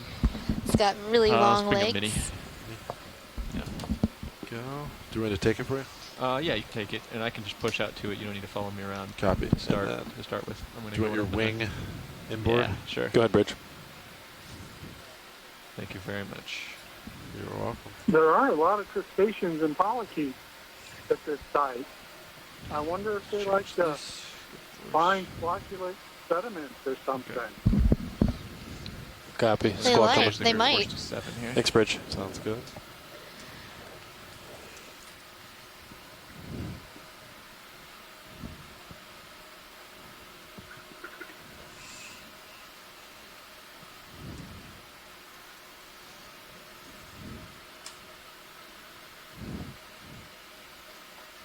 Nice. It's nice.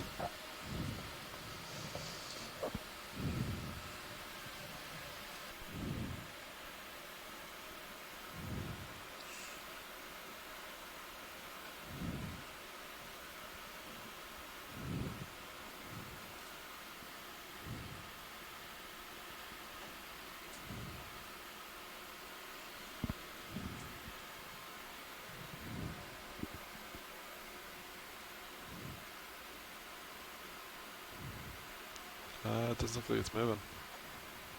Oh. I'm going to force it to move. Just need a little bit of persuasion. Yes. Okay, Whoa. that's not a good rock. All right. Well, it crumbled, so broke up because it wouldn't have been any good anyway. yeah, it was probably similar to one we got yesterday, I would imagine. You try the one next to it? Yeah. it's got that yellow inside. Yeah, the other one did move. So. The other one moved as well, actually. So we like to maybe try that one? Yeah, Try a crush test on that one first. Yeah. Not a Your great group force 8. Okay. Eric, what do you think of 9, that then? Yes. Get the next one, or? I think we should explode skip it. Pretty good. There's I not mean, gonna be that's still. much. I mean, We're 9's talking about like. the one to the too left good. here. The one on So move on. Yeah. Okay. Copy that. So, All right, Paul, we'll move along. The other one will probably be the same. okay. Copy that. I'll put port wing You can out. close that automatically, right? Great. Automatic door closer. In. Hard to see. How do I look? Co-pilot? So we had this problem look when up. we collected our Yeah. first black coral.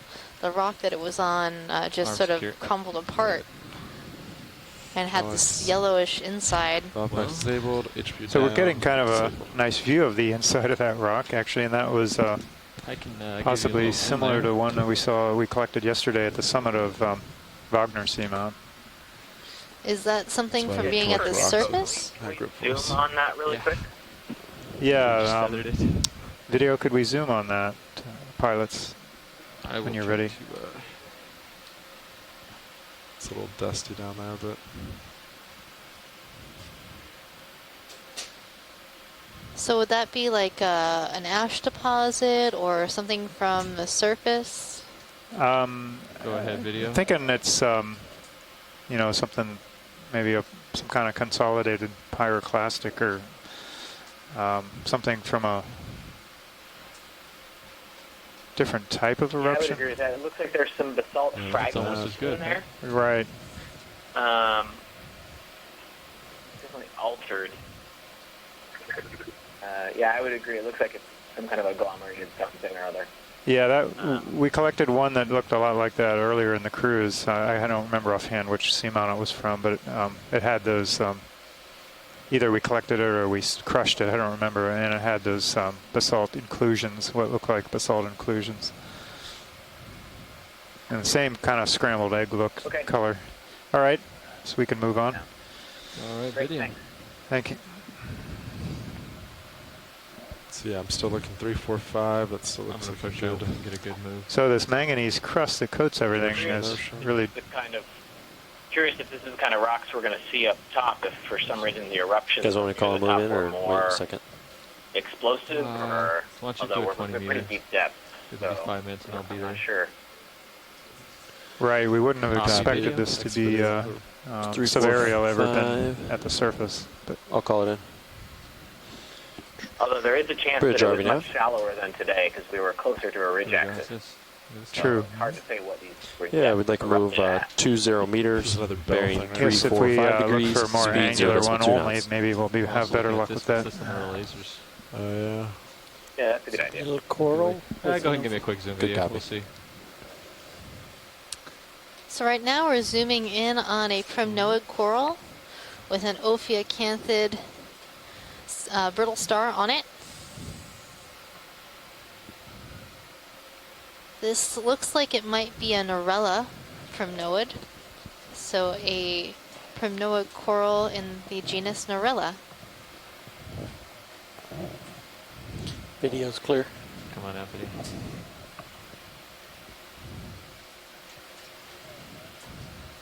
Move initiated. Thanks, Bridge.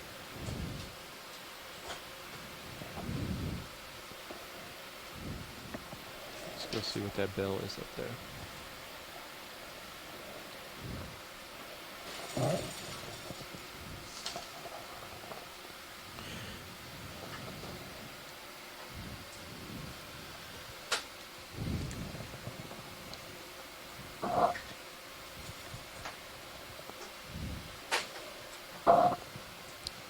I guess finding rocks is hard. You wouldn't think that. As hard as a rock. I just zoomed over this last time. Oh my goodness, If you geology looked at it the jokes. first time. It's like a treasure when you find the right one. So, yeah.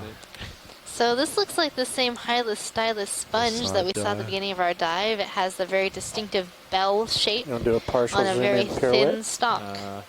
Sure. Give you a little challenge. Yeah, we can do it. Go for it. Kind of has the shape of those styrofoam See what I can cups that figure people out. are shrinking.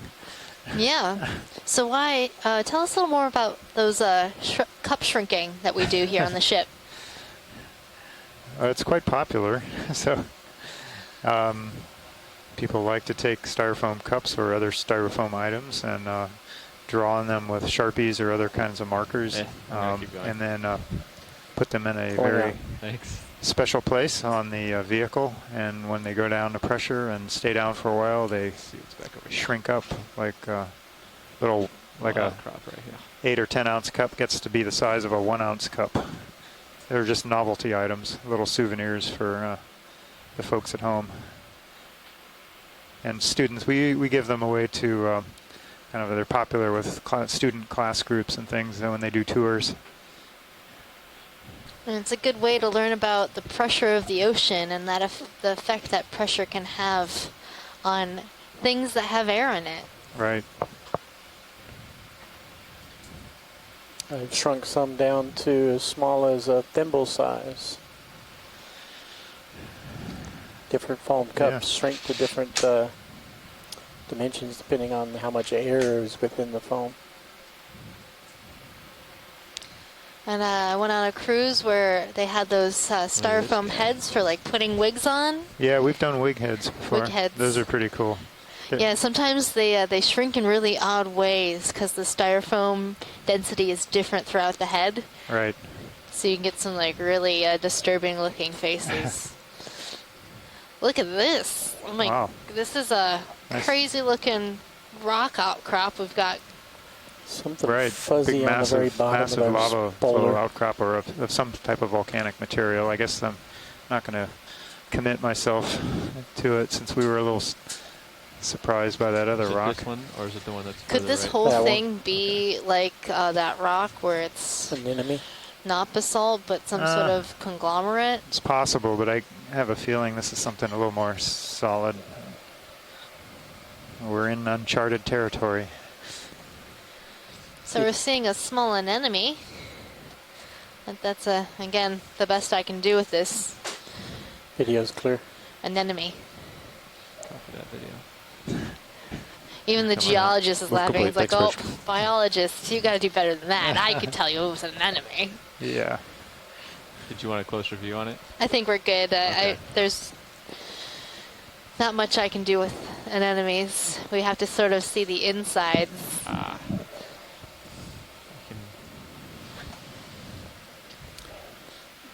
Another one at the very top of the screen. Sure, go ahead, video. Unless it's very top. Yeah, the one right above the lasers, right? No. Oh. Oh, that one is, yeah, I think they're all the same. Oh, okay. You You should start I swimming in the think next that's also minute or the two. same anemone. Copilot copies. It's a 20-meter It kind of move. looks like it has a Pilots go for tube swing. neck from here. Anybody on the line or on the chat know what this might be? Chief engineer, please come to you. Chief, please come to you, Captain.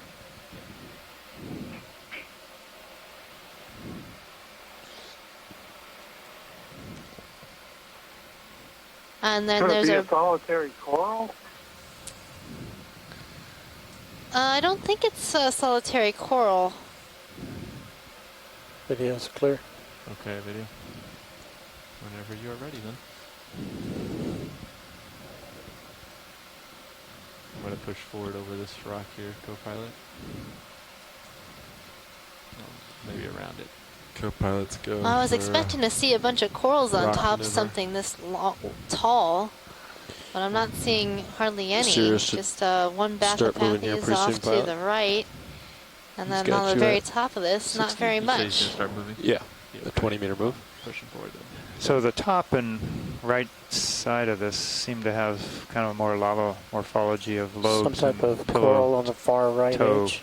I see. fronts or It's a little bit out of our lava toes, but it's still. Oh, you're talking about right there on the lower edge. Top right edge. Undetermined. Just off the screen now. Oh yeah, it's a little bit far. Yeah, it looks. It's off your the track. large boulder looked a lot like a lava, pillow lava to me. Yeah, yeah, I think I would agree. I was kind of waiting to see more as you'll see now as we come into view, with some big outcrops as we're moving up. Interesting terrain right here. They look like flow fronts. Cool. Yeah, we're going from hills. a bunch of little rocks to more boulders almost. Crinoid lower left, coral top right. I think we might have a different type of black coral on this rock. The one on the right? Yes. Okay. It looks like the branches of this coral are sub-branching near the ends. Tina, do you know what this might be? When we're done with that coral, it looks like there might be a loose rock at the base of this boulder we're coming right up on. Orange on the, rock on the right side, top, right? below the coral? Loose We're rock? talking about this one right here, right? Basically right below us. Okay. And go ahead, video. Looking at the branching. At the top? So this looks a lot like what we've been calling staropathies. I went over it. Tina Molitsova agrees that it looks like staropathies.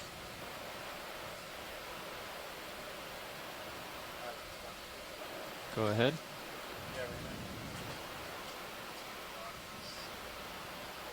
Copy that. Where are we in that move, man? Ship's been done since 24. So after we finish looking at this coral, we're going to go and try to see if we can find a rock. 44-2? Yeah, 4-2. Opposite of 24. Okay. Then, you said we were good here, watch it? Yes, good here on coming this out? coral. Yeah, you should have time to find the rock. Time. And you said just below it, correct? Yeah, there was a sighting of one just below the coral at the base, I think. Okay, let me take a look. That might be loose. I think I might see the one he's thinking of. Oh, down here?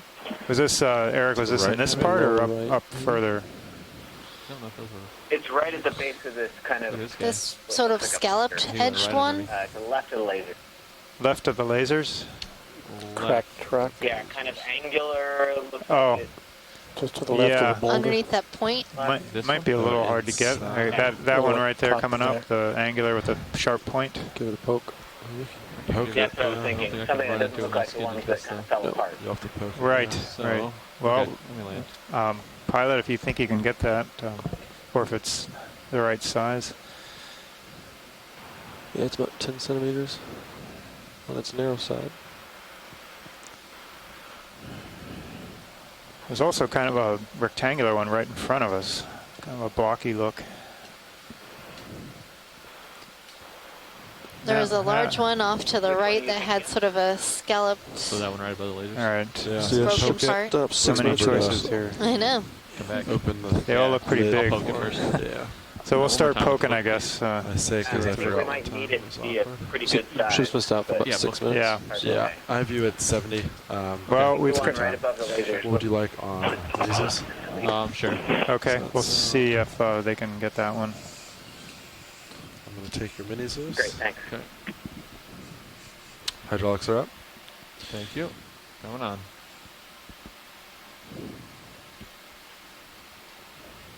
Just be careful not to scrape the boulder. Oh, yes.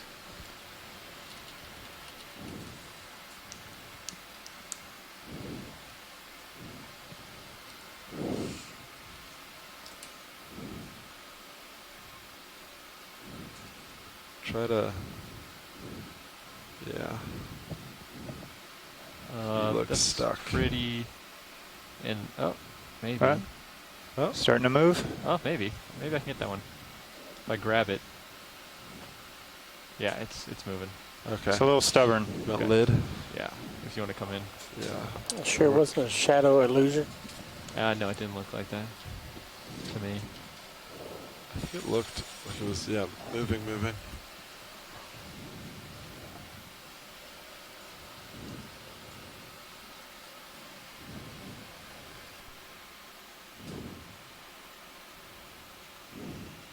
Nice.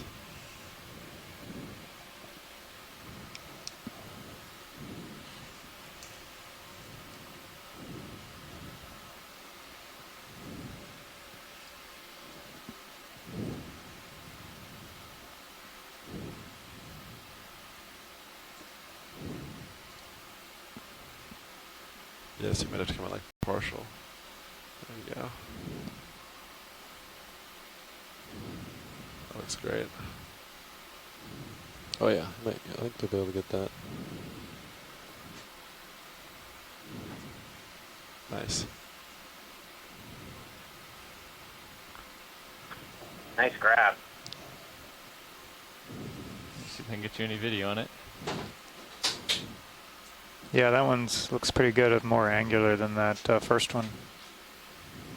Okay. Yeah, it does. Looks pretty good. Let's cross our fingers that it's got some good hard basalt in the middle. I am at grip Okay. force 9 currently, so it is. So this is 800 pounds of It is grip force. squeezing. Yeah, so toughest so maximum Eric, the pilot's squeeze applying times. quite a bit of Yeah. force to it, so it hasn't crushed yet. So it's a good sign. Good stuff. That's promising. Can stow it away. Okay, come on out, video. Yep, thank you.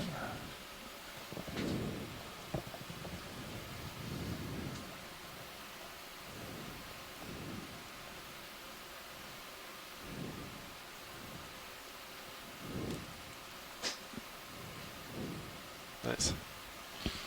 Port wing coming outboard.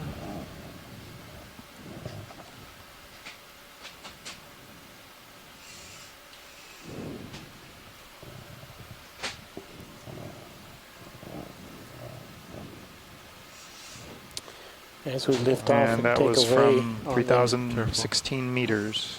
there was water something depth. orange on the boulder.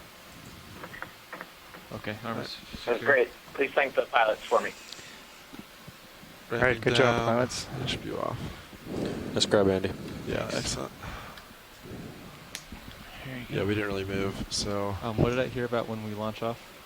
As you launch off and tilt up, off to the right, the next boulder overhead, something orange underneath the ledge. Oh, okay.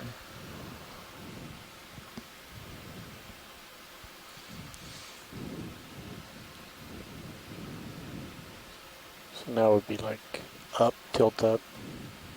Oh, that's. See All it right, there? so we've got our first collection of a rock, which will help us understand a little bit more about the formation of this seamount, Verdi seamount. Maybe a shrimp. We're currently Give it a at a quick zoom if depth you wanna of see. 3,016 meters. Definitely a shrimp. We're looking now at a nematocarcinus shrimp, I think we. and there's also some little sponge on the rock just above it. Upper left, Really like to see that upper sponge. left. off screen. Small white sponge. Oh, there it is. It looks like a little cup. Come on out, video, and I can get a better shot for you. I'm not sure what that would be. Yeah, neither do I.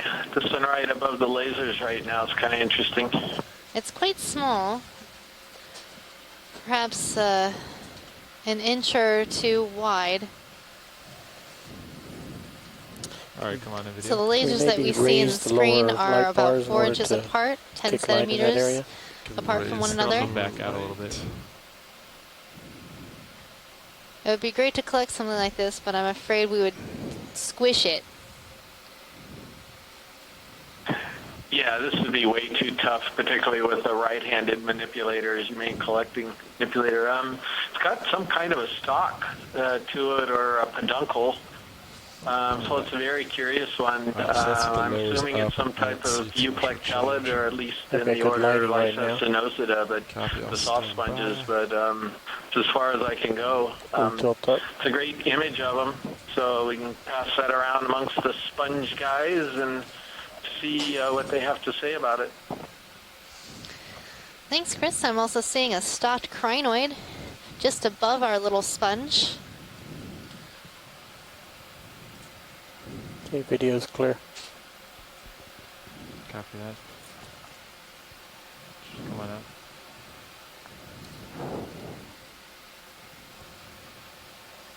Did you want any more zooms on that video? I think we're good.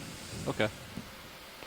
That was a really good view of that sponge, and hopefully we'll get some good screenshots to share amongst the sponge community. I'm going to put your lowers back out. Thank you. I'm going to push out in the meantime.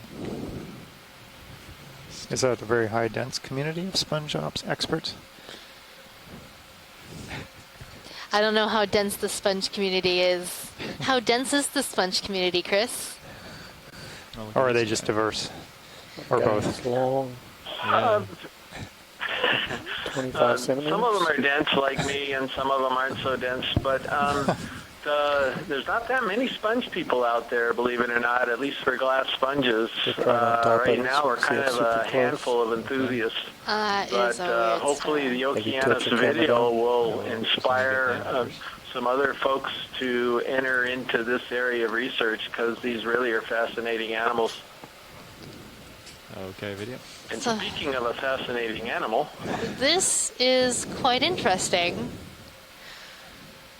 It's got a bunch of polychaete worms on it.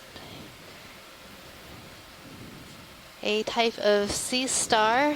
I think you might have seen something similar to this before. it looks a bit like Pythonaster, but maybe it doesn't have enough sponges to predate on. Maybe not. I mean, its arms are rather skinny, so maybe it's on a diet. I doubt anybody goes on a diet in the deep sea. Maybe it's on a seafood diet. A seafood diet. Well, the deep sea is rather food limited, so, you know, I guess all of the creatures down here are on a diet. The diet of... I'm no expert, but there might be psyllid polychaetes on it. There might be psyllid polychaetes on it. Psyllids? Sorry, Tom, what's on it? They might be psyllid polychaetes. Let's look at the polychaete at the bottom. Can't be sure. Right. Oh, yeah, there he is. But some psyllids are symbiotic.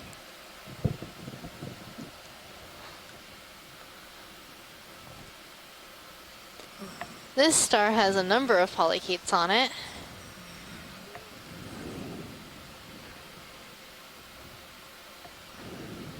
It'd be really hard to identify them without... Still waiting for Chris Ma to call in on this, but I'm pretty sure it's in the family Mixasterity, and it sure looks like one of the Pythonaster. The arms look a little bit longer than some of the examples we have in the guide, but I think that genus is a pretty good guess. I think so too, Chris. Good job on being Chris Ma for the moment. One more tilt up.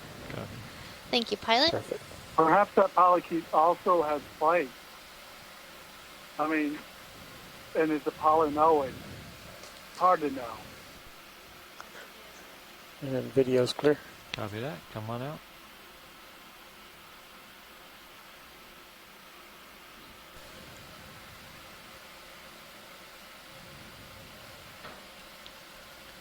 Any interest here? We've seen this particular sea cucumber before today, so I think we're good on that one. You guys getting ready to think about a move, or? Yes. Yeah, so I pilot 6-0 right now, but looks like the slope might be dying off a little bit. Yeah, it looks like I'm just about at the top here. Is this the top? 345. At least a local, not the top. Yeah, not yet.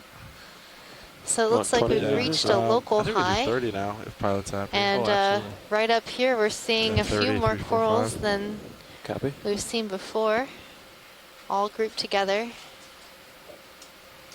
Bridge, number of black corals and some primordial corals. Yeah, we'd like to move 30 meters, bearing 345 degrees, speed 0.2 knots.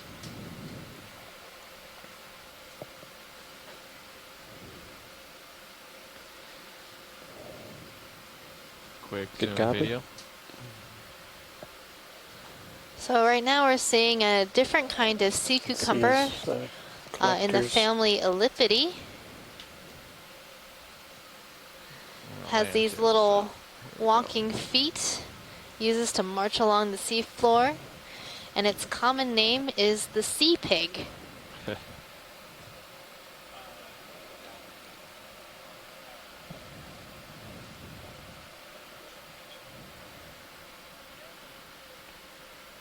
Move initiated. Thanks, Bridge. A little too much.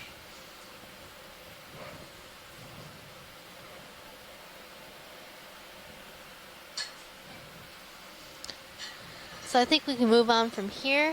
I'm really interested in reaching the top of this feature. We have not too much time left in our dive today.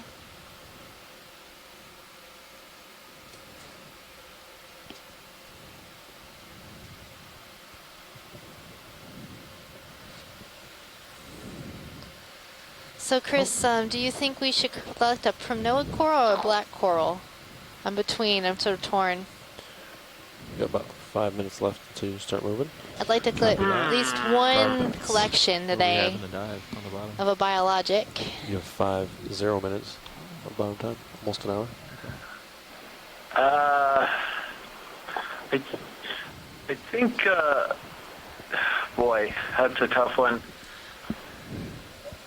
How much time do we have left? Do we have time to sort of hold on for a moment and still look around a little bit, or are we about to go up pretty soon? 45 minutes, Chris. Right ahead. Left in the dive. Drop off to me. You're looking due straight north. Yep. That's strange. Okay. Guess we'll just go. Yeah, maybe we could wait just a bit. I think either one of them would be probably pretty good. The primnoids, some of them at least look like they could be that macrocalyx, at least that first one we saw, Narella macrocalyx. And then the black corals, Tina thought the one was Patula, and you know, the Staropathes, this kind of deeper Bathopathes, wispier one might be a candidate. But maybe we could just cruise a little bit more and see if we can see anything juicier.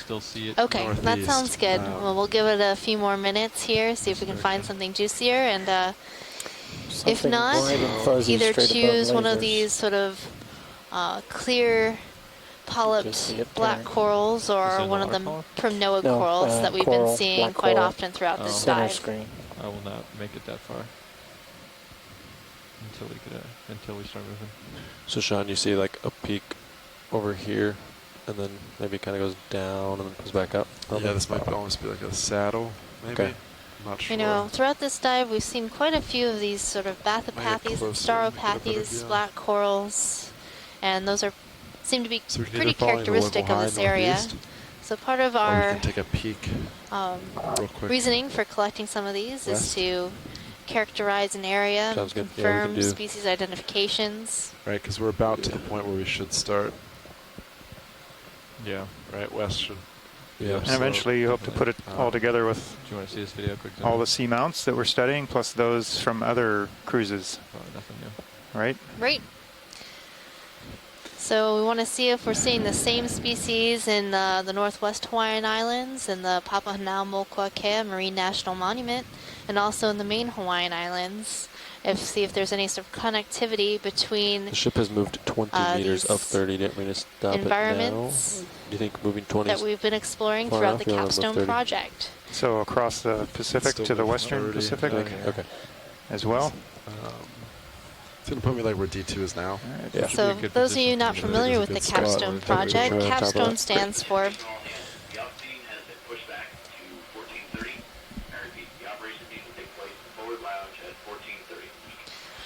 excuse me for the interruption.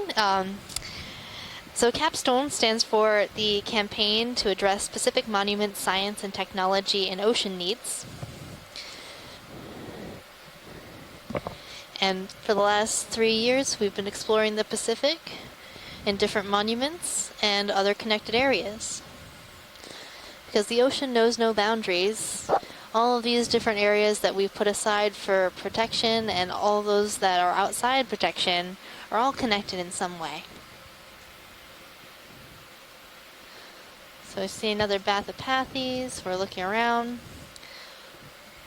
at these beautiful geologic features.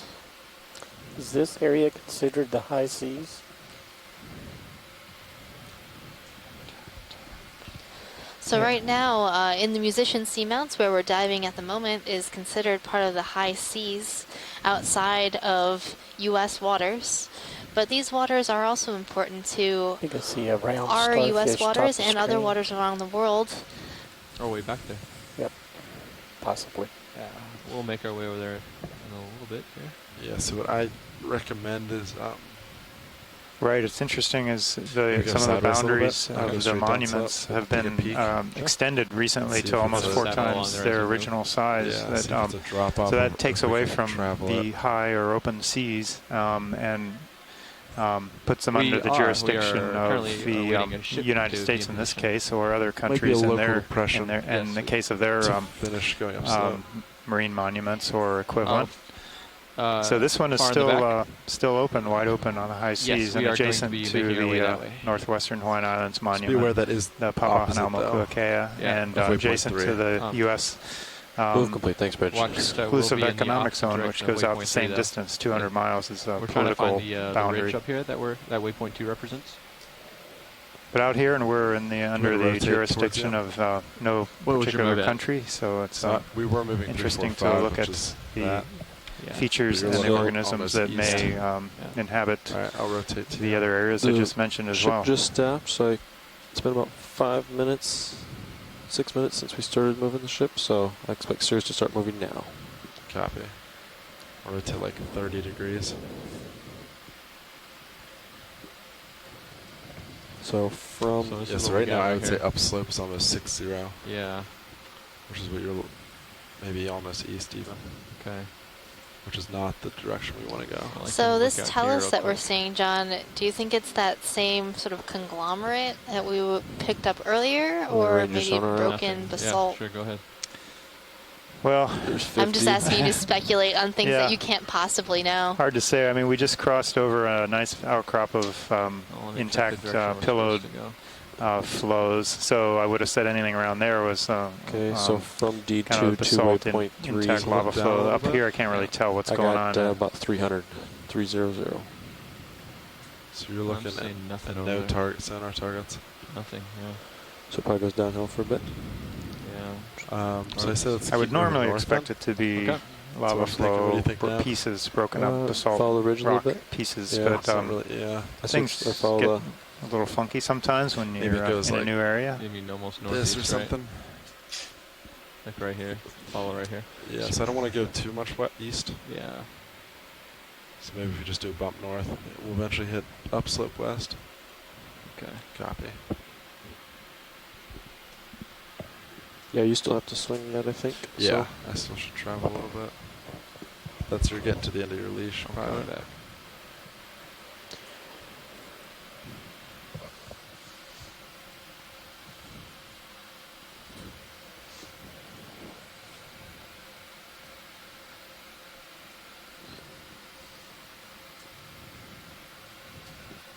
It's a little swimmer. Want to do a zoom for you?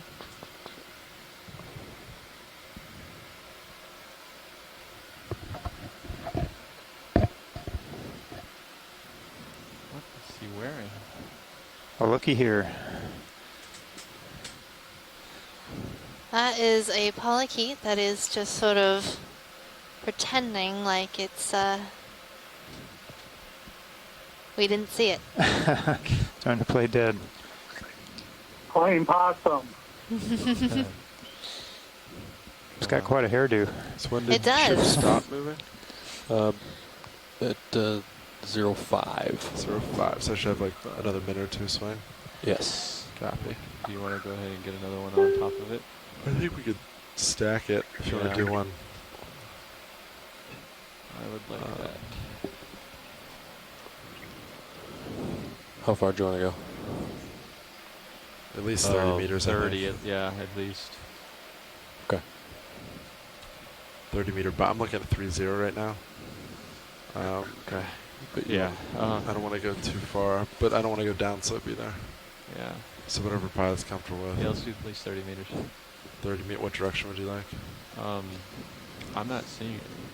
Well, so you're looking at 3-0.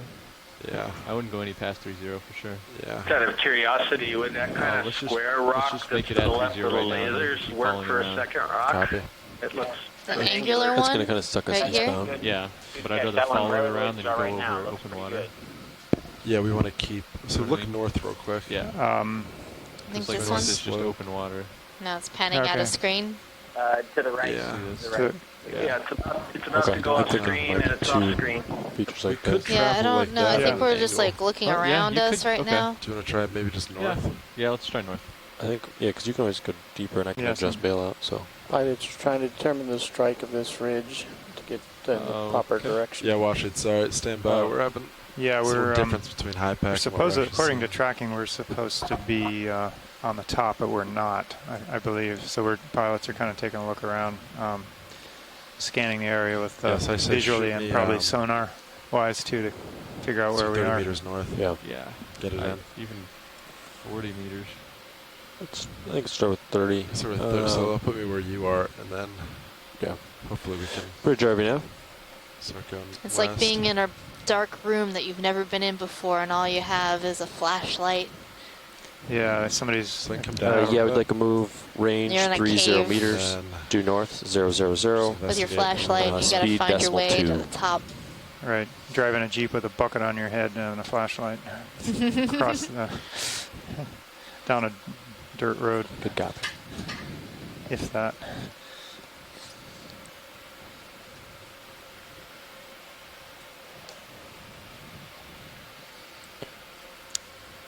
But sonar helps a lot. Better It living does. through I'll sonar. come around and kind of center up so I can do some more exploring.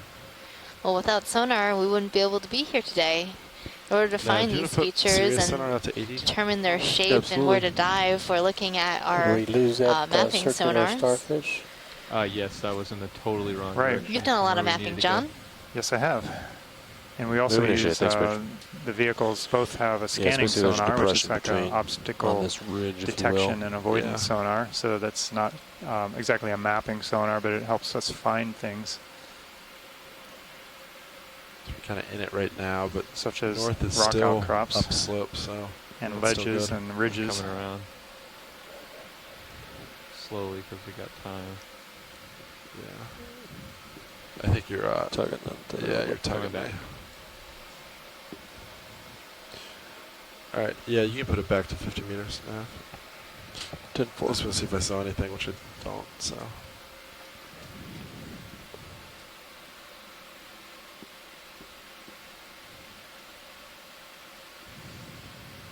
Nice.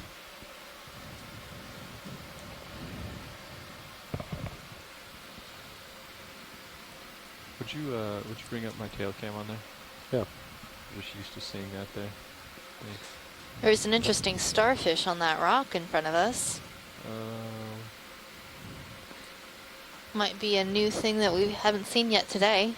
I'm not seeing that. Brisingid to the left of lasers. Is that what we're watching? Oh. Calling for? I think so. Okay.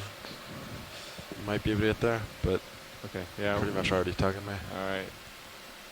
We might try to zoom from here, video. I'm going with crinoid. I'm going with starfish. And I think you won. I'm going with Brisingid. Brazingid. Bazinga, Brazinga. It looks like a Brazingid. We're looking for ridges versus smooth plates along these arms. Max, Copy video. I think this one's going to be in that family frailty. Also the depth too, because it's quite a bit deeper here. But I don't see the ridges that Chris always tries to notice on there. So and I can't remember. I always forget whether Freya Stera has 4 or less arms than the other one. You always get those two mixed up too.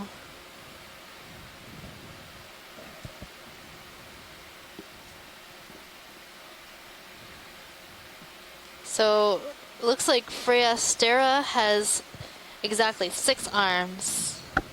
tilt up a little And bit. then Freyella has more. Sean, I think we have to go. Yeah, that's what I'm Like thinking. downhill Perhaps to this go is back the uphill. species of in the genus Freyella. Downhill to go. That I would agree with you, I Megan. think north is still uphill, right? Can we move on? Should we move on? Yeah, we should move on I from think this. we need to move on anyway. So I think At the end of our leash. we keep keep moving north for swing. I'm seeing some blocky rocks here. Very angular, broken. That should be okay. So I'm hoping it kind of like curves. Might be a good candidate for a second rock, and then we're still looking for a biologic. Or you think you're going directly east or west? We have about half an hour Maybe. left on As bottom. long as it's not too steep. Go Looks like north exactly until we see half an hour. drop off. So it'd be good That's to what I was get kinda something thinking. sooner Then rather we than know- later. We don't have much There's no time. more uphill. And then we go west. Collecting West, specimens yeah. takes a bit of time. For a second rock, there's one about to go off screen to the right. Oh, there it goes. That might have been good. I'm not really sure Alright. which direction we're heading at the moment, or if we're just Quick floating update. around here. Watch leads. You want to go where you guys were talking about just now? So we're thinking Are of we getting going pulled by our north tether? Yeah. Is that what's going on? until we know there's no more Currently, we're at upslope, the and extent then of go our west. tether. If So you right now look west at is downhill. Yeah, okay. the quad But there's split, still you can notice on the top right upslope, corner so is go the north until we pilot's know point it's of going view. downhill, and then And on the Yeah, bottom then go right, west. that top right corner, so we you don't can want to just see go west the and downhill. I got image you. is serious, and it shows the camera, that green arrow pointing sort of 45 degrees. Watch leads pilot. That indicates it's really Uh, stretched out. Go ahead, pilot. Would I do it? Have nav do. Yeah. Okay. that's fine. Nav can give you an update of exactly what we're doing right here. Yeah, watch leads. So we're kind of headed north just to verify that we're on the ridge. And then we're going to head west, kind of uphill, because there's kind of a depression right here.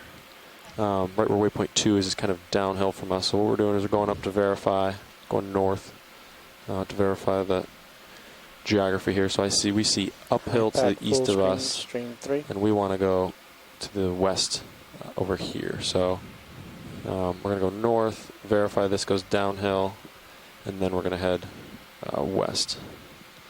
So it might be a little bit downhill first and back to acquire the uphill here. So that's what we are doing here. Okay, thank you. Yep. Are you moving, co-pilot?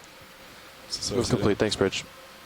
So let's move. So I should start to swing now. So shoreside, yeah, we were kind of at the end of the tether, and we're also trying to verify where we are in relation to the actual topography. We're in kind of a depression, and we're kind of figuring it out right now.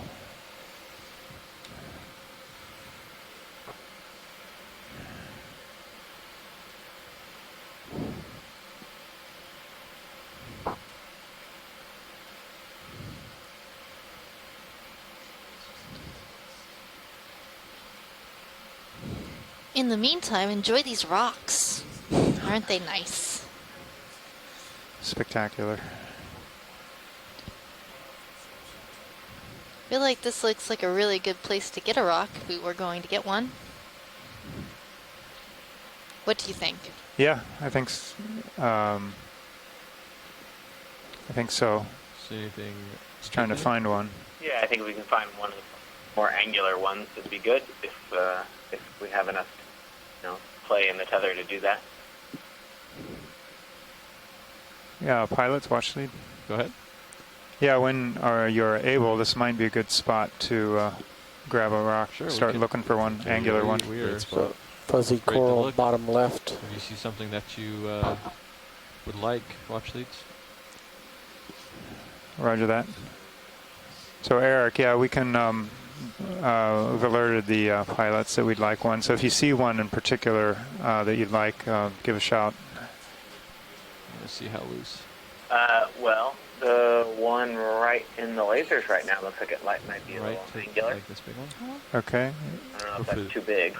Might be, so the one just to the left now of the lasers, that tilted slab. That's what I was thinking. Yeah, thinking that might pilot be a that little one big. might be good. This one that's right on the lasers right now, or right to the left. Of Roger that. The one that was right on the Oh, lasers. yeah, okay. That might be a little big.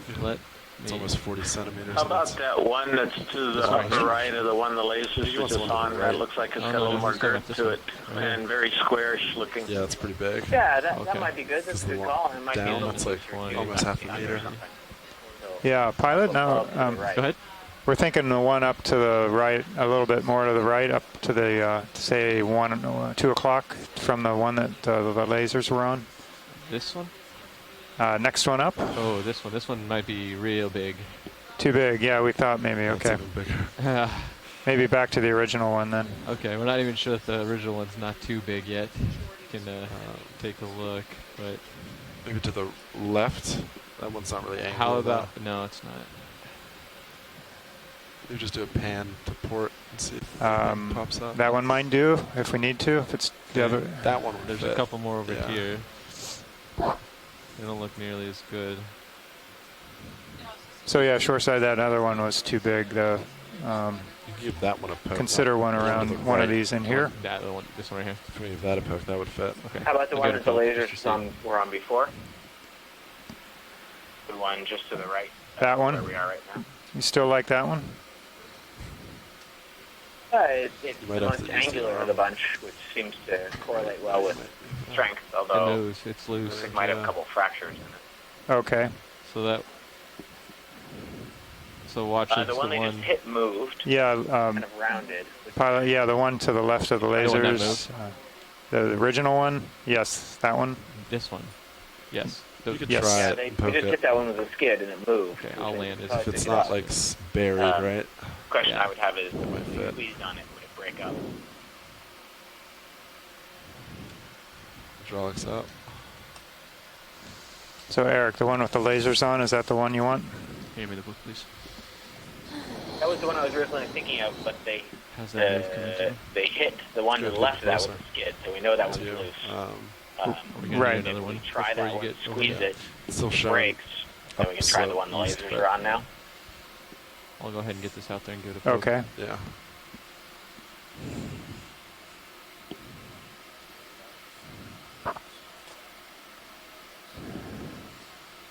Watch these. Are we still looking at the ones with the lasers and the ones right to the left of the lasers, or a different one altogether? Yeah, pilot said the one to the left that you originally bumped. Okay. We'll try that, give it a squeeze, and see how that goes. Great.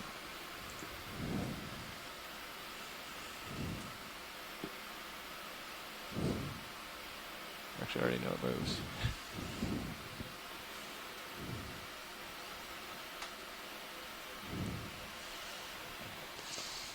Do you want your mini Zeus up? Sure.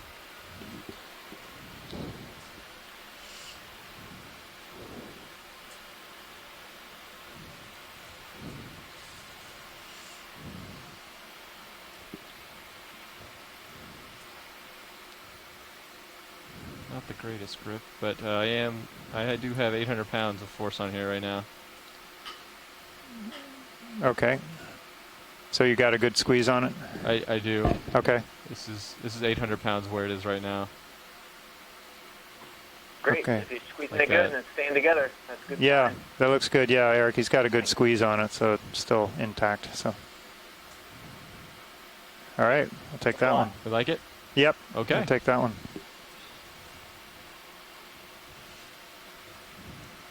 If you want to bring my... Yeah, you want starboard wing. Man, it's not indexing out. That's weird. The second time. You sure you're just not clicking it? I might not be going all the way down. Always visually check it. Because I've had it to me before where I think I click and I haven't. Alright, it's inboard. Okay. It's got to be just me then.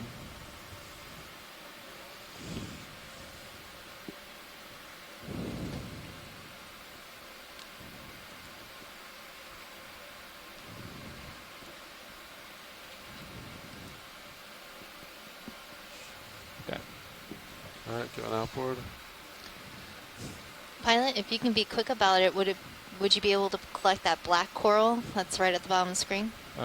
Yes, I think we can do that. Index in. And You'll have to back up, but yeah. I think so. Thought it might be good to just get a double collection here, since we're already set Try up. it, might be fun. Yeah. 2 for the price of 1. I'll back up. You think I should back up? This is buy one, get one half off. I would suggest it, because then you can open the drawer too. Okay. Because right now you have to back up anyway. So the skeleton of this coral is pretty robust, and it's going to stick to that rock pretty well, so you might have to tug it a bit.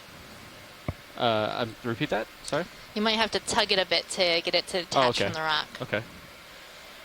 Go ahead, Rich. Or cut it with the cutters. I forgot about the cutters.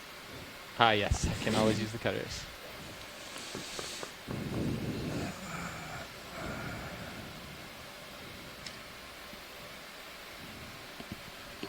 Copy. Squall coming. 10 minutes. Winds 23. Thanks, Bridge. Got a squall coming, pilots. Copy that. Copy that. Winds right now 22. A little hard there.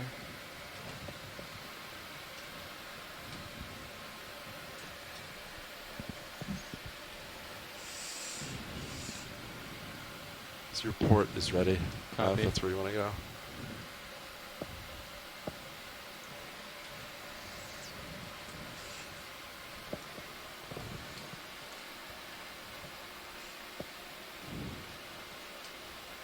Do you want me to center your mini Zeus?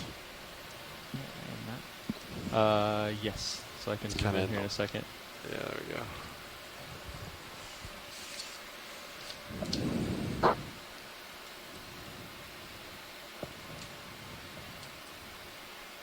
You're kind of close. Yeah. Can we zoom in on the mini Zeus, please, video?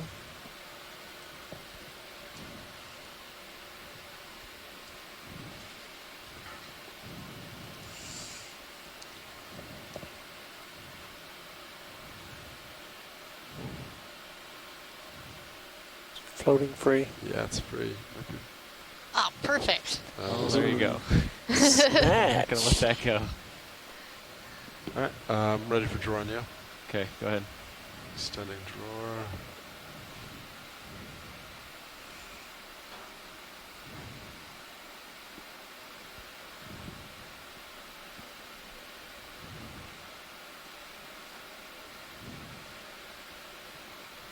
So new piston, so probably just needs exercise a little bit. Yeah.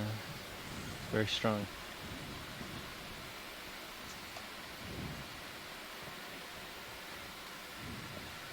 Yeah.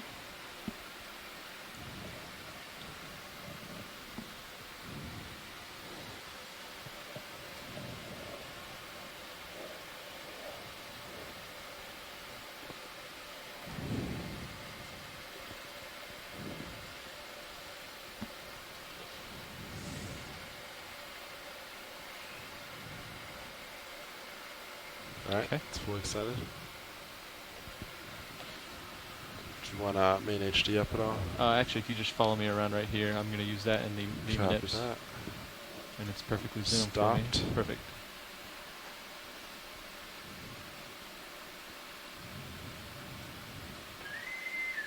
Attention all hands. There'll be an operation being held in the forward lounge for 3 minutes. I repeat, operation being held in the forward lounge for 3 minutes.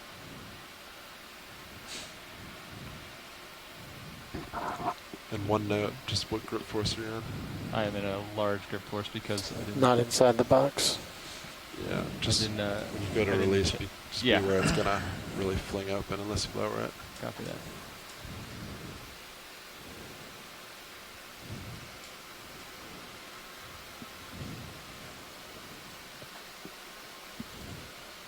There we go. Yeah, Seem to be it's in. settled in the box now. Yep, it's inside.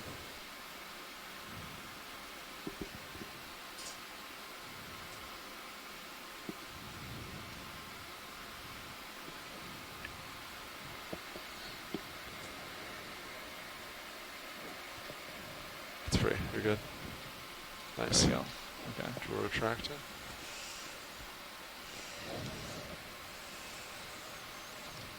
Great collection. Buy one, get one half off.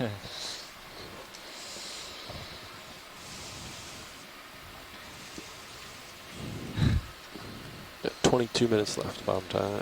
Okay. Arm is secure.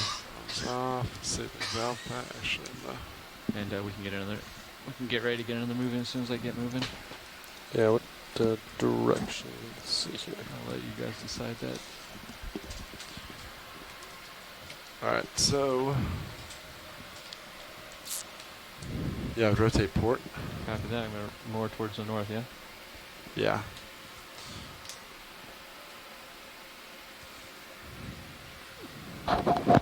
Nice samples, pilot. Excellent.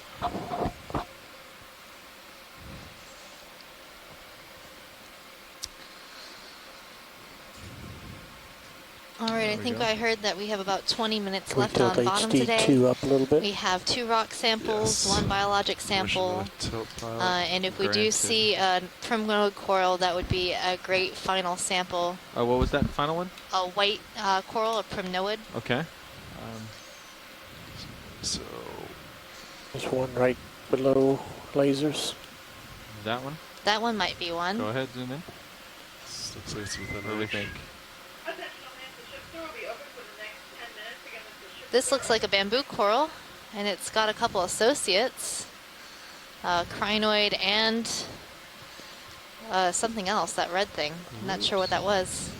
I can come out just slightly video while I get a little bit better. A nudibranch?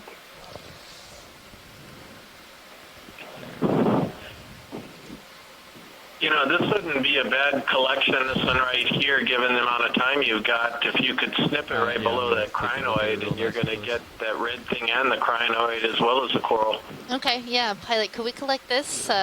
Just snip it right underneath the crinoid? Just in case. So, absolutely. Yes, so kind of try to get everything. Yep.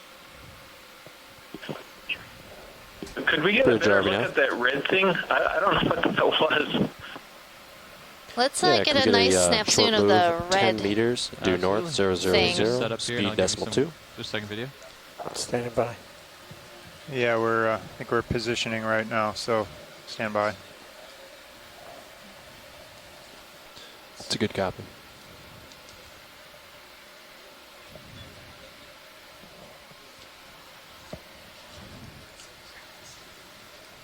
Okay, come on in video.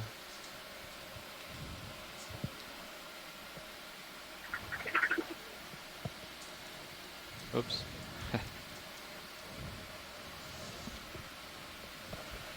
I closed up, so it might be an enemy. I'm going to swap real quick. Okay, copy that. Did you want to do this? Yeah, that is a very, very red anemone, if that's what it is. If we get this sample, should I preserve that in formalin?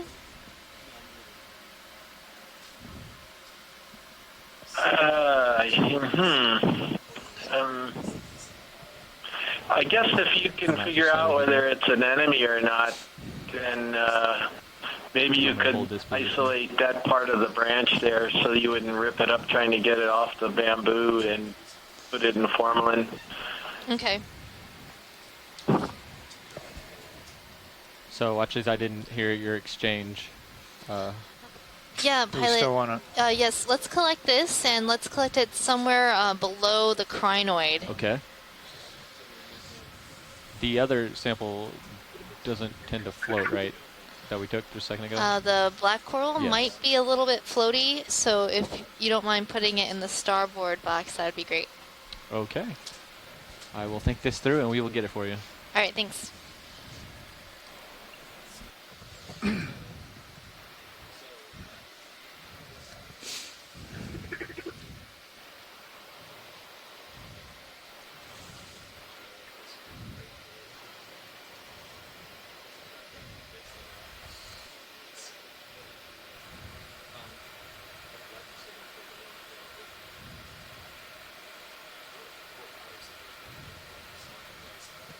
Watch leads, Pilot.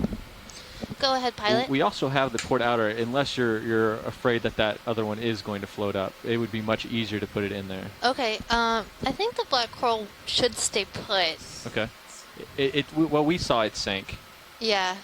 Well, and it also produces a mucus, so it might stick to the box. Oh, okay. Well, it would be much easier if we opened that one. Okay. Okay. Yeah, I would say go port outer then, because that's the big compartment.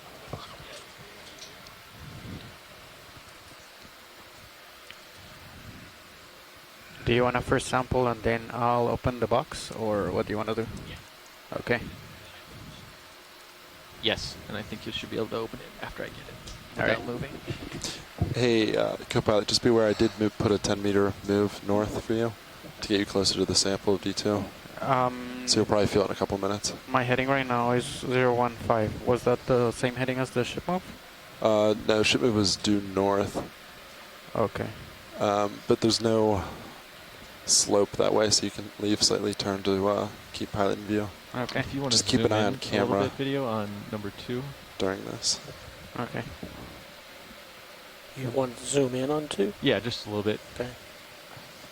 That's good. I just want to make sure I have a good visual. All right, my hydraulic spun up, co-pilot? Yep, everything's ready. Okay. I'm going to change my grip force early. Good look, and even without a specimen. But definitely in the genus Coryphonoides, the grenadier, these are large predators or scavengers. Sometimes they come to baited traps or cameras, and they also will go to large food falls, larger things that die in the upper layers of the ocean, and carcasses that fall down in the deep sea. Looks like it has a parasite on the anal fin. Yeah, it does. Yeah. Sure does. I think I see the paired egg sacs of the copepod. I'm not sure if this is Armatus or Longispirus at this point, but it's definitely a Coryphonoides species. Oh, great zoom.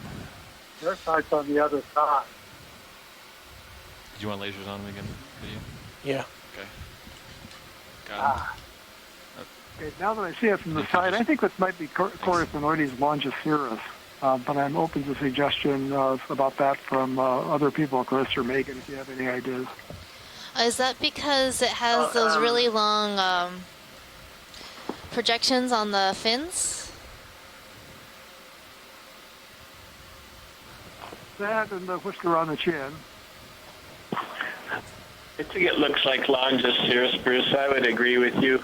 I had a question. Is there any chance that this fish got attracted to the activity that was going on when when the ROV was collecting that coral, and that's why it was so close to the ROV when we turned up and started heading off? Anything I can do video? Just I would think that could be the case. As I said, these are fish that are attracted to food falls of carcasses of larger animals that not sure die, when they're done and with carcasses drop down to we the got plenty of video. So they're known to come to baited traps and cameras that drop down to the sea floor. People have done a lot of work estimating densities of these animals based on the amount of time it takes for them to appear at baited traps or cameras. And the ROV, even though it doesn't have bait attached to it, is probably acting as the same sort of sensory input of something making a noise or creating pressure waves from a distance and drawing this animal in. So no, yes, ship's stationary. you're probably right. We're going to go west. We've 2.5 minutes. Can you get a close anything called in you won't feel, so. Get the parasite just moving tail. too much? Go ahead. Yeah, I think it might be hard to see since it's moving quite a bit.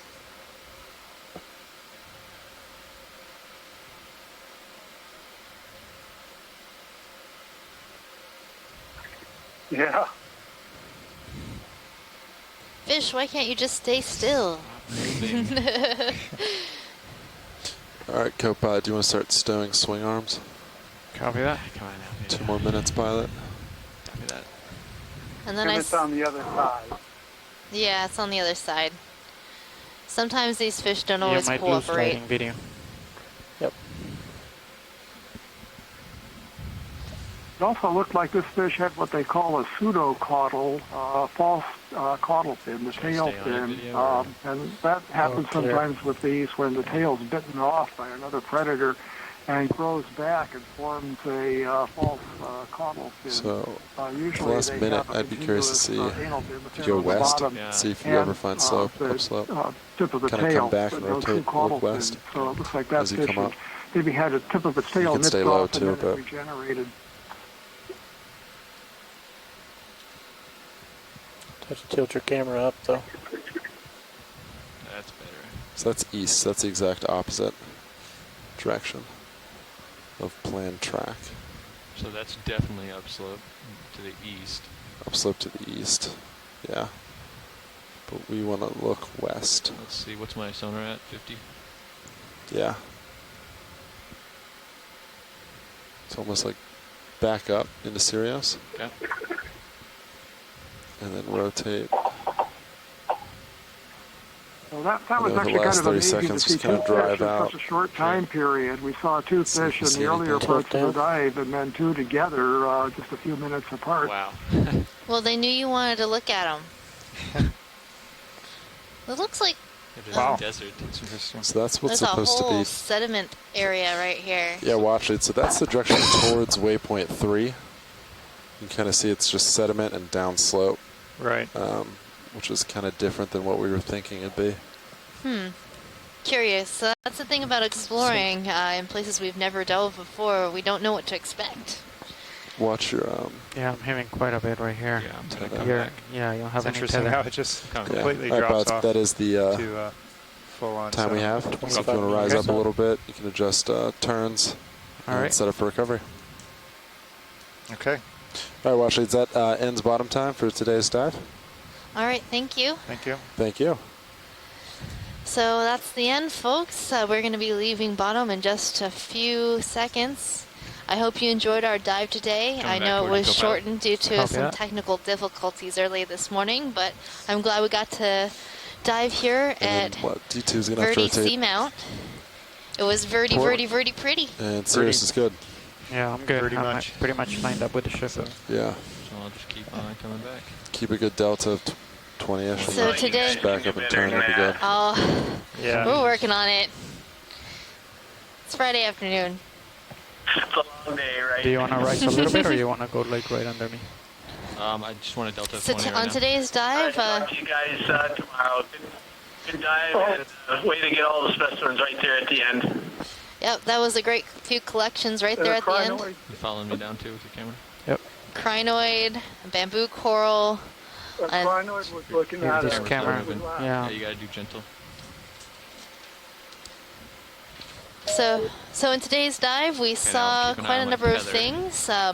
In terms of coral, we saw two major groups, the primnoid corals and black corals. We were able to collect one black coral specimen after a rock specimen. And we also collected a bamboo coral. And that was the first bamboo coral that we had seen of the day that had two associates, a crinoid and what looked to be an anemone. What did we see in terms of geology, John? We saw rocks. Okay, I'm going to We saw turn. kind of the Port. mix. We saw Turn more port. Push out. After talus looks good. slopes Feather's and some good. intact pillow lavas and lobed features, some fractured ones. We didn't really see any sheet flows like we saw most of yesterday. Was all smooth sheet flows. I'm gonna use auto heading on the push out. Then and we just- and then transitioned disable up it if to that's- Yeah, that's fine. kind of from steep 60-degree that slopes is to all kind sediment. of terraced, flat, This would not have sedimented been the ideal areas, direction. and then Can So it you must make Summit, sense as the which was, valley that just collected a bunch of sediment. kind of didn't Yeah, it's exactly just a little- make sense to what the, Can you zoom the out on high pack now? pre-dive bathymetry Yeah. said once we So got you to the get an summit. I idea. think we had a problem with that few dives ago. So this And, is kind we of the kinda peak searched here, around. waypoint 3. No high We're supposed to density be at peak. communities here, but we are deeper Okay. than we have been for the past couple dives. How are we on time? Am I good with my But setup, or do I need to still, we pick got it a up? couple good What? rocks Am I that good seem with like they're setup, or do I solid. need to pick it up Hopefully, some? they'll be of use to Um, the study. I mean, you can push forward quicker if you want. Okay. And a couple good biological specimens. Rock This is a structures crazy coming into sedimented view on the area. left now. All right. We're looking at, just as we're leaving bottom here. Really abrupt change. So I All think right, we're in I'm a saddle following you, here Mark, with my between the PTC. two kind of small low Little relief highs. local highs, Yeah, and yeah. off to the left here, you can see Yep, we're cameras look good, so I would finding some talus. start coming up now. Yeah, tether still Get looks into good. config. We also saw some Hylas stylus sponges, few fish, and quite a few small crustaceans and polychaetes just swimming around almost everywhere we looked. So it wasn't devoid of life, even though All right, you can start it dialing in wasn't Z-bias densely then. packed with corals and sponges. There was a lot of stuff to see. Quite a few sea cucumbers of different types. Right. So I hope you enjoyed our dive today at Verdi Seamount and the Musician Seamounts. Okay, co-pilot, Tomorrow's I'm dialing dive in my will be at Z-bias. Shostakovich Copy that. Coming up. Seamount. It'll be the furthest north 25. seamount that we're going to dive on during this You can let expedition. pilot catch up. He still has a delta of almost We'll 20. be diving. Free Well, we have to dive do and some winch. mapping overnight Okay. before we can figure out exactly what depth we're going to be diving at, what we're going to do. But The plan is to choose a site that is the shallowest that we can find, and dive at approximately 2,700 meters or 2,600 meters. And then after our bottom dive tomorrow, we'll have some midwater transects. We'll be doing transects at 800, 700, 600, 500, 400, and 300 meters in depth for about 10 minutes each, and then transitioning between those depths, which will take about 10 minutes. And if we do see something interesting in the water column through our EK16